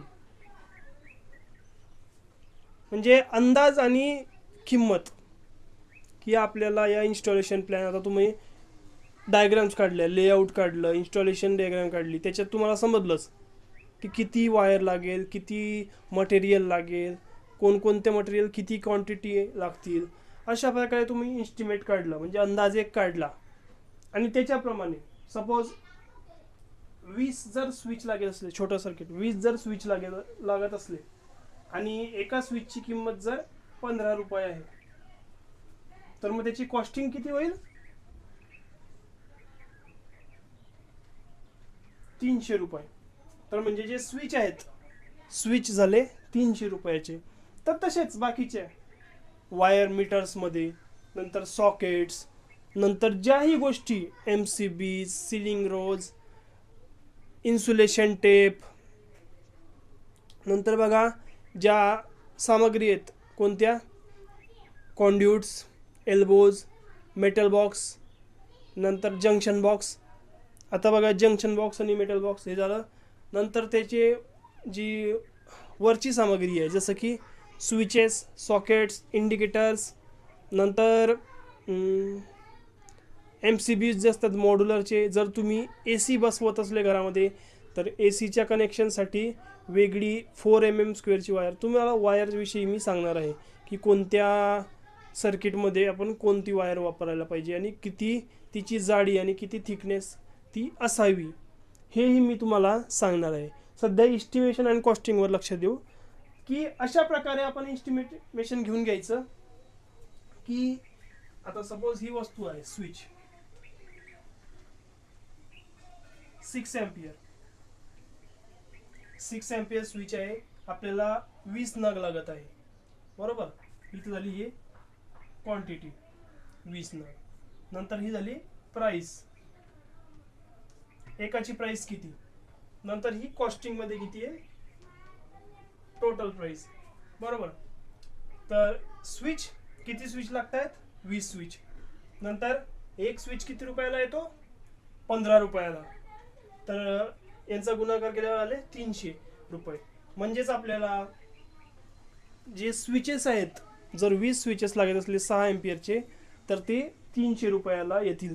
तर अशा प्रकारे तुम्ही जे बाकीचे साहित्य आहे ते इथं लिहून, या तक्त्यामध्ये ते लिहून, नंतर इथं त्यांची क्वांटिटी किती नग ते लागतील. आता मी 6 एम्पियर स्विच 20 नग टाकले, तर 16 एम्पियर स्विच किती लागतील, नंतर सॉकेट्स किती लागतील. तर अशा प्रकारे, आणि त्यांची जी प्राइस आहे ती किती आहे, त्याच्यानुसार त्याची जी किंमत आहे, आणि मग फायनल टोटल, ग्रँड टोटल ही झाली. आता ही झाली फक्त साहित्याची, इन्स्टॉलेशनची. मग त्यात आपली मजुरी किती. बरोबर. आपण फुकट तर काही काम करत नाही आहे. आपण एवढा इन्स्टॉलेशन प्लॅन, जे प्लॅन्स आखले, नंतर त्याचे व्यवस्थितरित्या सांगितलं की एवढे पॉईंट्स घ्यायचे, नंतर एवढं इस्टिमेशन काढलं, मग आपलं काही असेल ना. तर हेच ग्रँड टोटल काढल्यावर आपले इस्टिमेट, म्हणजे अंदाजे किती पॉईंट्स होतील आणि सध्याचा पॉईंटचा दर काय आहे हे लक्षात घेऊन आपण आपली जी मजुरी आहे ती सुद्धा त्यात ॲड करायची. आता इस्टिमेशन अँड कॉस्टिंग हे चॅप्टर, ह्या जो पॉईंट आहे, जसजसा मी समजवत आहे तसा तसं खोल होत जात आहे. म्हणून मी असं आता ठरवलं, मी अगोदर नाही ठरवलं, आता मी असं ठरवलं की हा जो पॉईंट आहे याच्यावर मी एक डिटेलमध्ये नवीन व्हिडिओ तयार करतो, जेणेकरून जो इस्टिमेशन अँड कॉस्टिंगचा तुमचा जो कॉन्सेप्ट आहे हा डिटेलमध्ये सॉल्व्ह होईल. कारण आपण या चॅप्टरमध्ये वायरिंग इन्स्टॉलेशनविषयी बोलत आहोत ना, तर या टॉपिकवर आपण व्यवस्थितरित्या त्या जो व्हिडिओ बनेल मी त्या व्हिडिओमध्ये तुम्हाला व्यवस्थितरित्या सांगेल. पण आता तुम्हाला समजण्यापुरतं मी सांगतो की जसं मी तुम्हाला सांगितलं की इथं मटेरियल, नंतर ती किती क्वांटिटी लागतील, नंतर एक मटेरियल, एक स्विच किंवा एक सॉकेट किती रुपयाचं आहे ते इथं, आणि मग त्यांचा गुणाकार करून इथं, आणि मग याचा पूर्ण गुणाकार, याच्या ज्या व्हॅल्यू येतील त्यांचा गुणाकार करून जे ग्रँड टोटल होईल, एकूण किंमत जी होईल ते इथं, आणि मग त्याच्यामध्ये प्लस करायची आपली जी मजुरी होईल ते पॉईंट्स. नंतर मग जर अर्थिंग आपण ॲड केलेली असती आणि इन्व्हर्टरची वायर ॲड केलेली असली तर त्याचे वेगळे पैसे घेतात, आपल्याला तर माहीतच आहे. ते वेगवेगळ्या ठिकाणी वेगवेगळे घेत असतात. तर तेही मी तुम्हाला किती घ्यायचे आणि सध्याचा दर काय चालू आहे तेही या चॅप्टरमध्ये व्यवस्थितरित्या सांगणार आहे. तर तुम्ही तो व्हिडिओसुद्धा नक्की बघाल. तर अशा प्रकारे इस्टिमेशन अँड कॉस्टिंग हा आपला महत्त्वपूर्ण पॉईंट आहे प्रिपरेशन ऑफ वायरिंगचा. नंतर पुढचा जो आपला पॉईंट आहे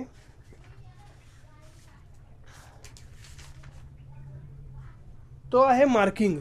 बघा, मार्किंग हा सुद्धा एक महत्त्वपूर्ण पॉईंट आहे.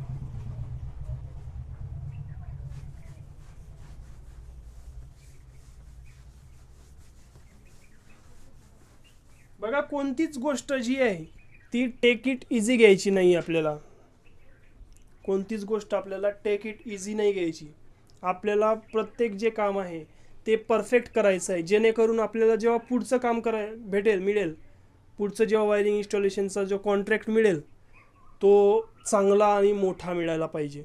म्हणून आपण प्रत्येक काम हे एक जबाबदारी म्हणून आपल्याला करायचं आहे. म्हणून जी मार्किंग आहे, मार्किंग ही सुद्धा प्रिपरेशन ऑफ वायरिंग मधला हा तिसरा पॉईंट आहे आणि महत्त्वाचा पॉईंट आहे.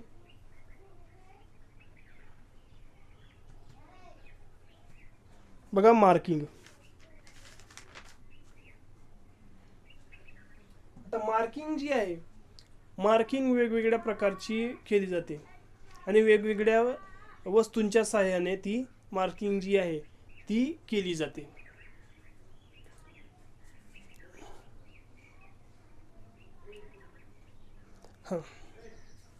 तर बघा, जे स्टँडर्ड प्लॅन असतात, वायरिंग इन्स्टॉलेशनचे जे स्टँडर्ड प्लॅन असतात जे इंजिनियर्स थ्रू रन केले जातात, तर अशा प्लॅन्समध्ये तुम्हाला इंजिनिअरिंग टाईपमध्ये इन्स्टॉलेशन करावं लागतं.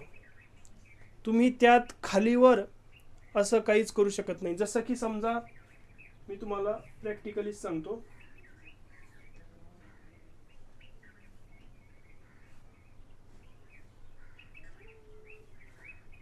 ही एक रूम आहे समजा, आणि तुम्ही इथे एक बोर्ड घेतला आणि इथे एक बोर्ड घेतला, जो डिस्ट्रीब्युशन बोर्ड आहे तो. तर हा जो बोर्ड आहे, या बोर्डची खालून उंची जेवढी आहे तेवढीच उंची या बोर्डची पाहिजे, जर तो बोर्ड सेम पॅटर्नमध्ये असला तर. जसं लेआउटमध्ये जसं इंजिनियरने सांगितलेलं आहे तसं थोडाही त्यात फरक पडायला नको. अशा प्रकारे हे इंजिनिअरिंगचं जे कन्स्ट्रक्शन वर्क्स असतात त्याच्यामध्ये आपल्याला वायरिंग वर्क करावं लागतं. म्हणून मार्किंग जी आहे ही एक महत्त्वपूर्ण गोष्ट जी आहे ती ठरत असते. आता हे झालं इन्स्टॉलेशन जे बोर्डच्या विषयीचं. नंतर बघा casing capping. Where is it?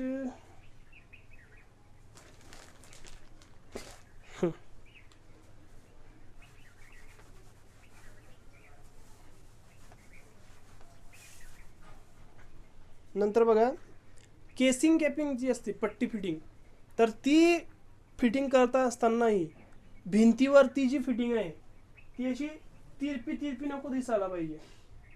बघा काही घरांमध्ये बघता तुम्ही, जे स्लॅबचं असा असतो आणि जी पट्टी आहे ती अशी तिरपी जात असते, बरोबर.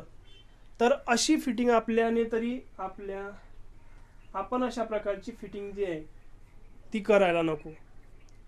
एक असं काम करायचं की जेणेकरून जो ग्राहक आहे तो खुश झाला पाहिजे आणि त्याने आपलं जे काम आहे त्या कामाला दुसऱ्यालाही रिकमेंड केलं पाहिजे की हा जो इलेक्ट्रिशियन आहे हा व्यवस्थित काम करतो, तुम्ही तुमचं जे इन्स्टॉलेशनचं काम आहे ते यालाच द्या. तर अशा प्रकारे हे इम्प्रेस करावं लागतं. तर म्हणून काय करायचं,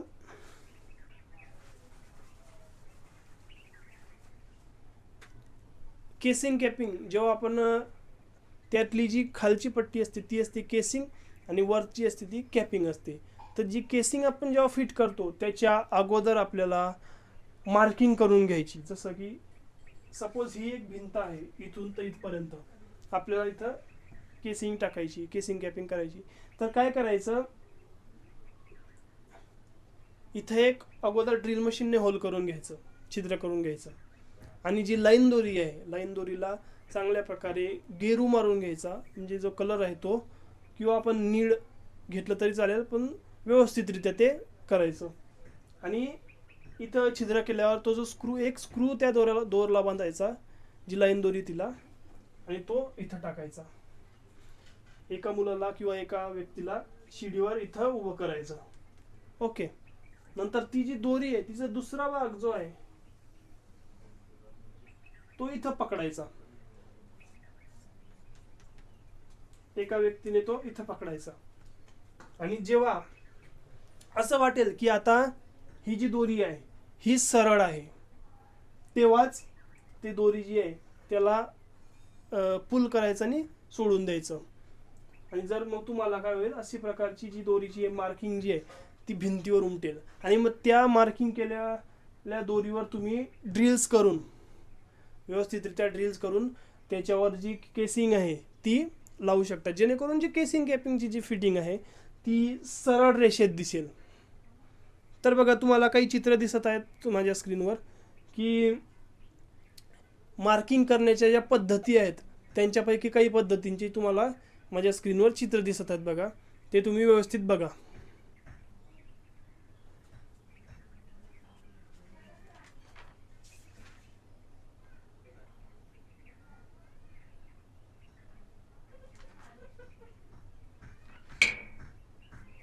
तर बघा काही ठिकाणी स्पिरिट लेवलच्या सहाय्याने मार्किंग केलेली असते आणि काही ठिकाणी वॉटर लेवल जी असते त्याच्या सहाय्याने मार्किंग केली जाते. तर अशा प्रकारे प्रिपरेशन करताना, वायरिंगचं प्रिपरेशन, वायरिंगची तयारी करत असताना आपल्याला या गोष्टींची सुद्धा तयारी करावी लागते, असावी लागते आपली. तर अशा प्रकारे हे जे वायरिंग इन्स्टॉलेशन आहे याची प्रिपरेशन करताना आपल्याला या गोष्टी ज्या या लक्षात ठेवाव्या लागतात. तर बघा विद्यार्थी मित्रांनो, जो आपला पुढचा विषय आहे, पुढचा टॉपिक जो आहे तो आहे टाईप्स ऑफ हाऊस वायरिंग. जो महत्त्वाचा टॉपिक आहे आपल्या या चॅप्टरचा, की जे हाऊस वायरिंग आहे त्याचे किती प्रकार आहेत आणि कोणकोणत्या प्रकारची हाऊस वायरिंग आपण करू शकतो. तर त्याचे बघा 5 प्रकार आहेत. यांचेही काही सब प्रकार आहेत, पण अगोदर जे मुख्य प्रकार आहेत ते 5 प्रकार आपण बघू. जसं की पहिला जो प्रकार आहे हा क्लीट वायरिंग आहे. नंतर दुसरा जो आहे हा बॅटन वायरिंग. नंतर तिसरा जो आहे हा लीड कव्हर वायरिंग. नंतर चौथा आहे सरफेस कॉन्ड्यूट वायरिंग. आणि last one concealed conduit wiring. तर हे जे तुम्हाला प्रकार दिसत आहेत बघा, तर या प्रकारांमध्ये आपण एकदम डिटेल्डमध्ये स्टडी करणार आहोत आज. तर आपण 1 बाय 1 प्रत्येक जो हाऊस वायरिंगचा प्रकार आहे त्याच्याविषयी आपण जाणून घेऊ. जसं की बघा, हा जो सरफेस कॉन्ड्यूट वायरिंग आहे याचे 2 प्रकार पडतात. एक मेटल कॉन्ड्यूट सरफेस वायरिंग आणि एक PVC surface conduit wiring. Same ह्या कन्सिल्ड कॉन्ड्यूट वायरिंगमध्ये सुद्धा तसंच असते. एक असते मेटल कन्सिल्ड कॉन्ड्यूट वायरिंग आणि एक असते PVC concealed conduit wiring.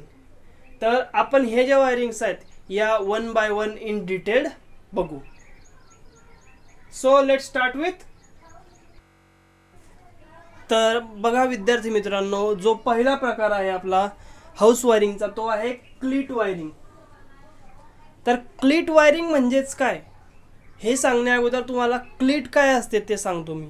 Cleat बघा अशा प्रकारचा एक 2 भाग असतात क्लीटचे. हा असतो बेस आणि असते ही कॅप. हे जे क्लीट्स असतात या चिनीपासून, सिरेमिक पासून बनलेले असतात आणि अशा प्रकारे काही त्यांचा आकार असतो. आणि ही जी आहे तुम्हाला जी डायग्राम मध्ये दिसत आहे ती आहे 2 वे क्लीट. 2 वे क्लीट आहे आणि 3 वे क्लीट पण मिळते, ज्याच्यामध्ये 3 खाचे असतात. इथं जर जसे 2 खाचे आहेत तसे 3 खाचे असतात त्या 3 वे क्लीटमध्ये. तर बघा, याला फिट करण्यासाठी इथे एक छिद्र असतं, म्हणजे आटे असतात त्याला, त्याच्यामध्ये स्क्रूच्या साह्याने फिट केलं जातं. इथं स्क्रू जो आहे तो स्क्रूच्या साह्याने इथं फिट केलं जातं. तर ही असते क्लीट, चिनी मातीपासून बनलेली असते. आता बघा, या साईडला तुम्हाला एक डायग्राम दिसत आहे, एक चित्र दिसत आहे. तर तुम्हाला सुरुवातीला बघताच तुम्हाला असं वाटेल की ही प्लंबरची डायग्राम आहे का काय, किंवा पायपिंग केलेली आहे का काय, पण तसं नाही आहे. ही जी बघा तुम्ही, ही जी वायर आहे ही आणि ही, या 2 एक सेपरेट वायर्स आहेत. ही जी वायरिंग आहे ही आपल्याला डायरेक्टली याच्यात वायर जे आहे या दिसतात, पारदर्शी आहे. तर ही जी वायर आहे आपल्याला सरळ दिसतात, कारण ही जी वायर आहे ओपन वायरिंग असते, ही जी क्लीट वायरिंग असते ती. तर त्याच्यामध्ये बघा तुम्हाला आता या 2 वायर्स रन केलेल्या आहेत, ही वायर आणि ही वायर. नंतर ठराविक ठिकाणावर, ठराविक अंतरावर क्लीट्स लावलेले आहेत. बघा मी सांगितलं तशा स्क्रूच्या साह्याने क्लीट्स लावलेले आहेत. आणि बघा इथं न्यूट्रल आणि फेज हे जोडलेले आहेत. तर अशा प्रकारची ही क्लीट वायरिंग आहे. तर ही जी क्लीट वायरिंग आहे ही अत्यंत तात्पुरत्या स्वरूपाची वायरिंग आहे. अगोदरच्या काळात जेव्हा बाकीच्या वायरिंगचं इन्व्हेन्शन आणि वापर तेवढा होत नव्हता, कारण त्या वायरिंग ज्या आहेत त्या खूप महाग होत्या, त्याचे जे ॲसेसरीज होत्या त्या खूप महाग भेटायच्या. म्हणून या अशा प्रकारच्या वायरिंग जे आहे ते लोक जे आहे जास्त यूज करायचे, क्लीट वायरिंग सारखे. तर आता या क्लीट वायरिंग जे आहे याचे काही तोटे आहेत, काही फायदे पण आहेत.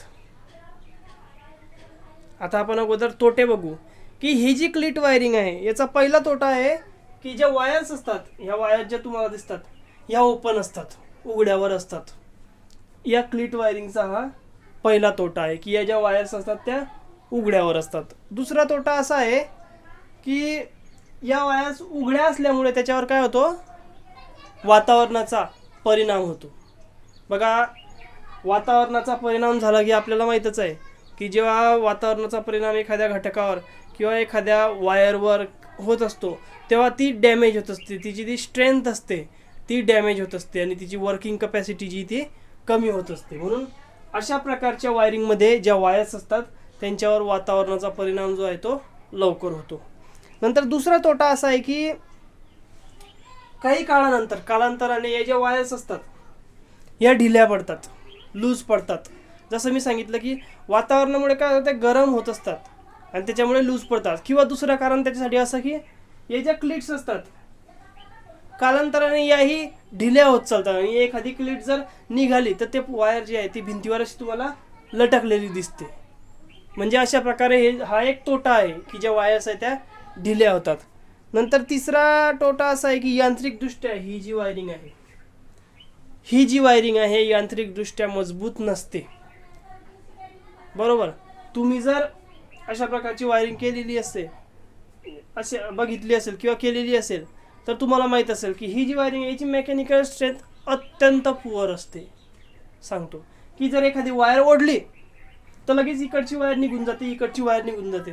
असं पाहिजे का? नाही. मेकॅनिकल स्ट्रेंथ काय पाहिजे, चांगली पाहिजे. पण हा एक तोटा या वायरिंगमध्ये आहे की या वायरिंगची जी मेकॅनिकल स्ट्रेंथ आहे ती अत्यंत पुअर आहे, व्यवस्थित नाही. म्हणजेच काय, जे वायर्स आहेत त्या कधीही ढिल्या पडतात, नंतर क्लिट्स जे आहेत कधीही निघून पडतात, लूज झाल्या की निघून पडतात. म्हणजे काय, मेकॅनिकल स्ट्रेंथ त्यांची चांगली नाही. नंतर पुढचा जो तोटा आहे बघा हा, की ही जी वायरिंग आहे आपण ओलसर ठिकाणी करू शकत नाही.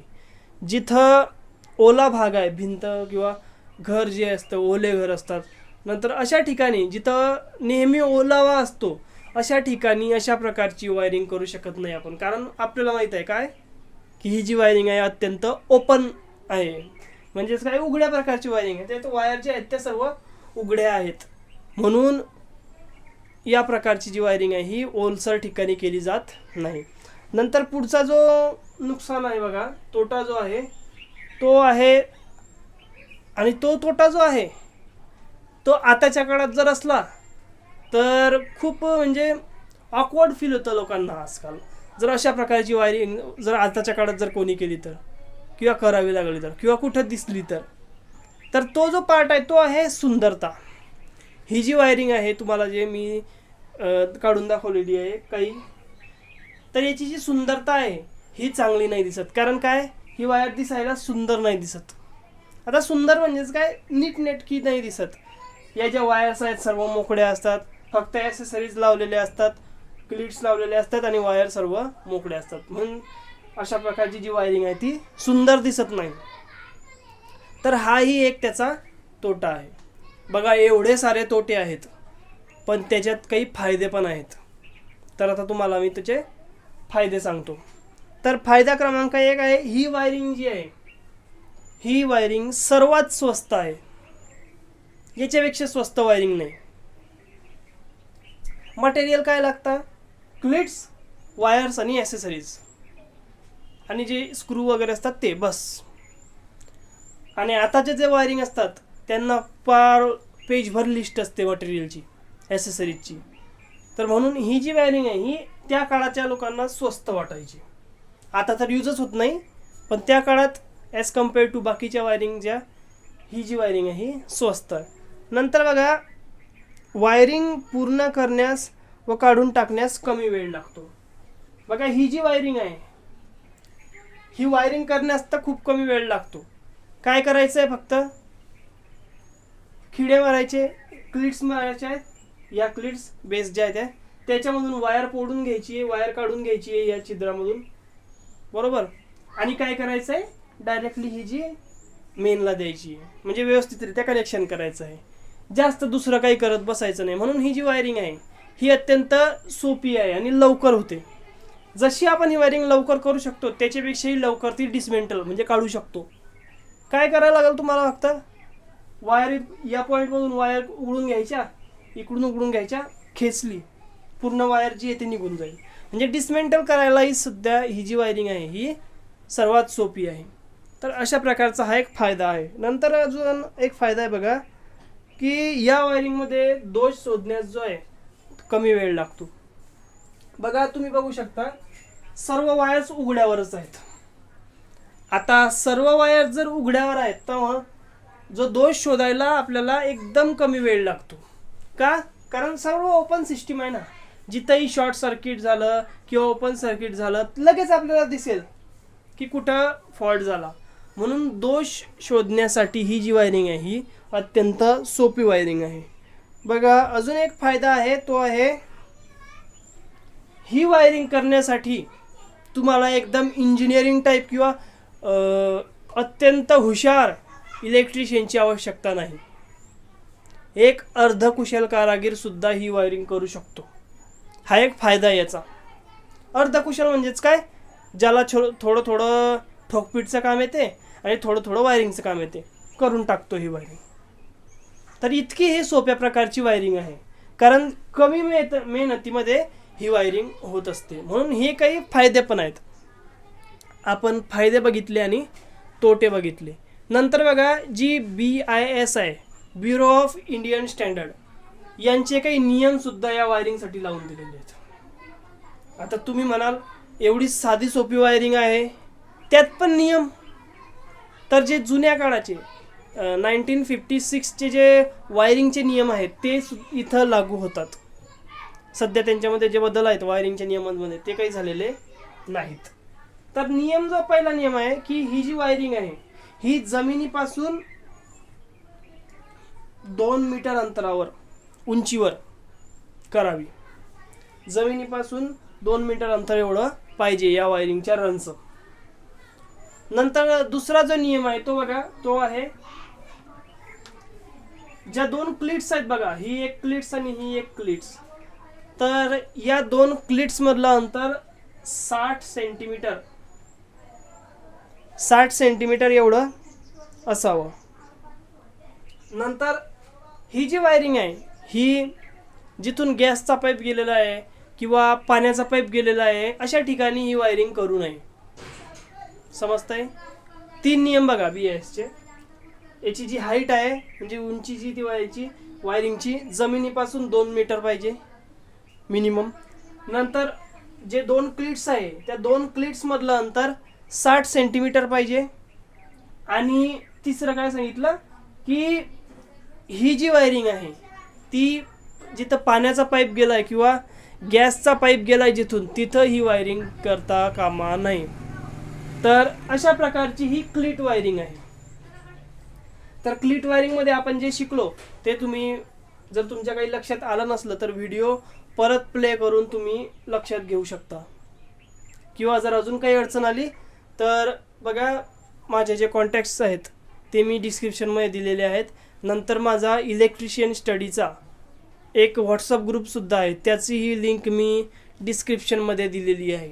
त्या ग्रुपवर तुम्ही नक्की ॲड व्हा. त्या ग्रुपमध्ये माझा जो उद्देश आहे की महाराष्ट्रातला प्रत्येक इलेक्ट्रिशियन त्या ग्रुपमध्ये ॲड व्हावा. कारण त्या ग्रुपवर तुम्ही इलेक्ट्रिशियन शिकत आहात किंवा तुमचं इलेक्ट्रिशियन झालेलं आहे किंवा तुमचं इलेक्ट्रिशियन होऊन अप्रेंटिसशिप झालेली आहे किंवा काही असो तुम्ही इलेक्ट्रिशियन क्षेत्रामध्ये, त्या ग्रुपमध्ये जर तुम्ही ॲड झाला तर त्यामध्ये मी तुम्हाला जे स्टडी मटेरियल आहे किंवा इलेक्ट्रिशियन क्षेत्रात जे अपडेट्स होत आहेत ते मी त्या ग्रुपमध्ये शेअर करत असतो.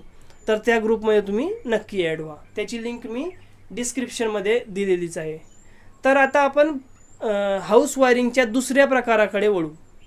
तर विद्यार्थी मित्रांनो, जो वायरिंगचा दुसरा प्रकार जो आहे आपला तो आहे बॅटन वायरिंग नंबर 2.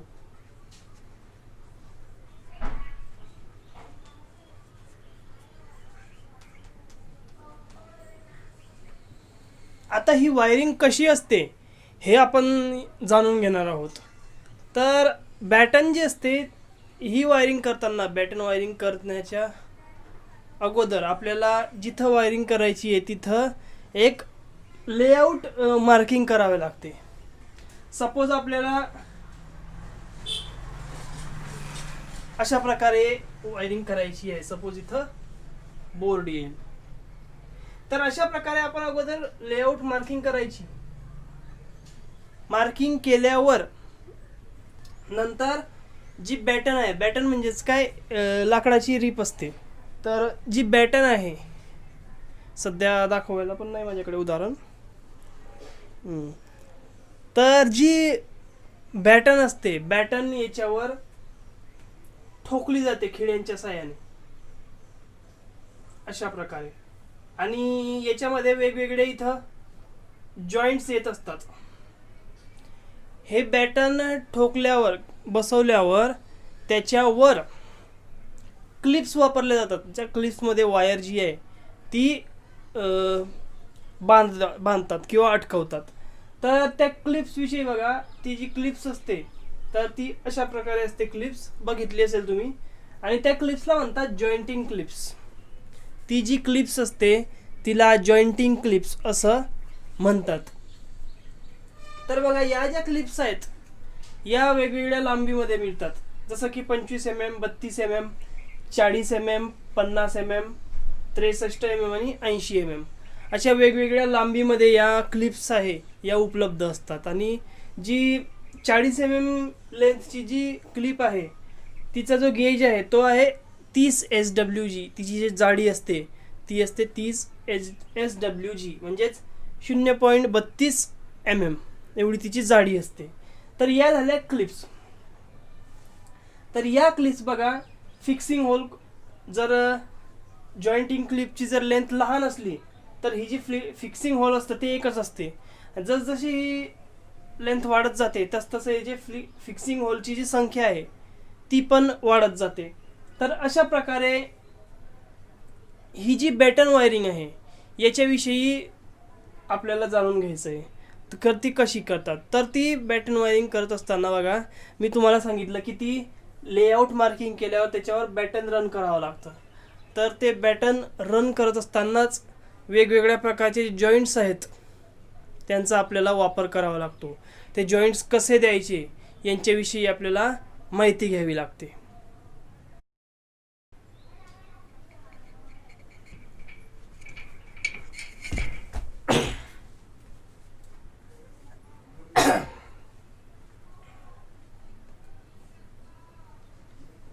बघा, लेआउट प्रमाणे जर आपण बॅटनला रन करायचं असलं, म्हणजे कारण त्याच्यावर आपल्याला वायरिंग रन करायची असते, तर त्या बॅटनमध्ये काहीतरी जॉईंट्स करावे लागतात. तर ते जे जॉईंट्स असतात ते 6 प्रकारचे जॉईंट्स असतात. तर त्या जॉईंट्स विषयी आपण आता जाणून घेऊ. 6 प्रकारचे. एक आहे स्ट्रेट जॉईंट, नंतर L joint, half lap joint, corner joint, cross joint आणि क्रॉस ब्रीज जॉईंट. तर अशा प्रकारचे हे जॉईंट आहे. तर त्यातला हा जो स्ट्रेट जॉईंट आहे, बघा तुमच्या स्क्रीनवर तुम्हाला एक स्ट्रेट जॉईंट आहे, त्याचे 2 चित्र दिसत आहेत. बघा, याच्या 2 पद्धती आहे. स्ट्रेट जॉईंट करण्याच्या 2 पद्धती आहे. एक आपण स्ट्रेटली अशा प्रकारे, आणि एक जो आहे तो असा क्रॉस कट करून अशा प्रकारे. अशा 2 प्रकारे आपण हा जो स्ट्रेट जॉईंट आहे हा तयार करू शकतो. आणि हा स्ट्रेट जॉईंट का तयार करतात? मग स्ट्रेट जॉईंट का तयार करतात?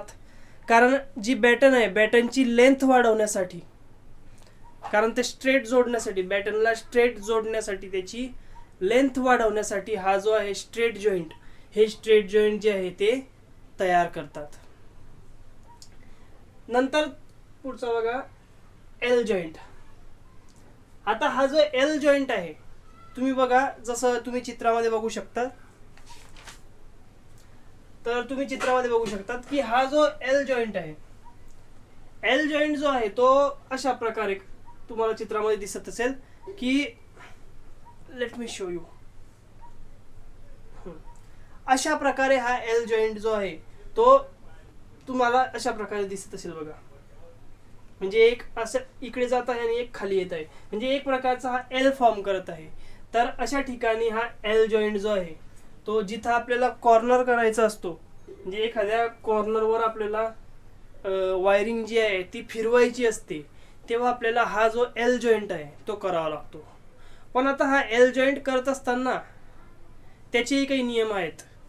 जसं की तो जो एल जॉईंट आहे त्याचा जो अँगल आहे तो आपण जी वायर घेणार आहे वायरिंगसाठी त्या वायरच्या जो गेज असतो त्याच्या 6 पट या एल जॉईंटचा जो अँगल पाहिजे, 6 पट एवढा त्याचा अँगल पाहिजे बघा. आणि पुढचा जो जॉईंट आहे तो आहे हाफ लॅप जॉईंट. तर हाफ लॅप जॉईंट जो आहे हा तुम्ही बघा स्क्रीनमध्ये बघू शकतात की टी जॉईंट आपण बघितले असतील तर तशाच प्रकारचा हा असतो.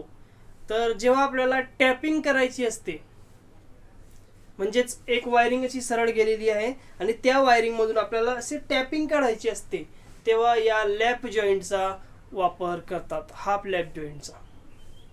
नंतर बघा कॉर्नर जॉईंट. आता एखाद्या ठिकाणी अडचणीच्या ठिकाणी आपल्याला कॉर्नर्स करावे लागतात. अशा प्रकारे बघा मी हाताच्या सहाय्याने तुम्हाला सांगत आहे की अशा प्रकारे कॉर्नर्स असतात. तर या कॉर्नर्स मधून म्हणजे अशी आणि अशी फिटिंग जेव्हा आपल्याला बॅटन रन करावी लागते तेव्हा या कॉर्नर जॉईंटचा वापर करतात. आणि हा जो कॉर्नर जॉईंट आहे त्याचा अँगल जो आहे तो त्या सरफेस म्हणजे ती जी जागा आहे जिथं हा कॉर्नरचा जॉईंट तयार करतायत त्या सरफेसच्या अँगलनुसार या कॉर्नर जॉईंटचा जो अँगल आहे तो चेंज होत असतो. नंतर पुढचा आहे बघा क्रॉस जॉईंट. आता क्रॉस जॉईंट जो आहे तो तुम्ही तुमच्या स्क्रीनमध्ये बघू शकता की क्रॉस जॉईंट जो आहे तो अशा प्रकारे एक प्लस आहे तो फॉर्म करतो. म्हणजे अशा ठिकाणी जिथं आपल्याला वरती ही वायर रन करायची आहे, खाली ही लेफ्टलाही आणि राईटलाही, तेव्हा अशा प्रकारे या क्रॉस जॉईंटचा वापर करतात. आणि जो शेवटला आहे क्रॉस ब्रिज जॉईंट.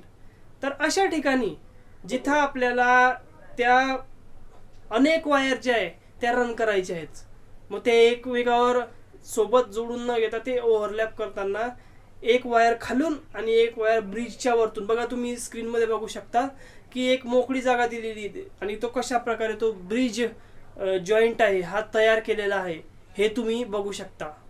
जसे आपण या जॉईंटची प्रॅक्टिस करू तसं हे आपल्याला सोपं होत जाईल. तर बघा अशा प्रकारची ही बॅटन वायरिंग आहे. बघा सुरुवातीपासून सांगतो काय करावं लागतं.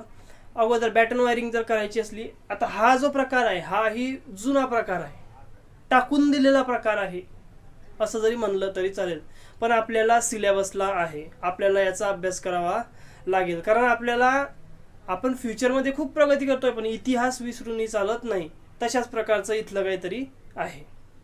तर ही जी बॅटन वायरिंग आहे अगोदर लेआउट मार्किंग करायचं, मग बॅटन ठोकून घ्यायची, मग त्याच्यावर क्लिप्स लावायची आणि क्लिप्समध्ये म्हणजे वायरिंग करायची. वायरिंग कशी, ती ज्या वायर्स आहे या क्लिप्सच्या साहाय्याने त्या अटकवायच्या. तर अशा प्रकारची ही बॅटन वायरिंग आहे.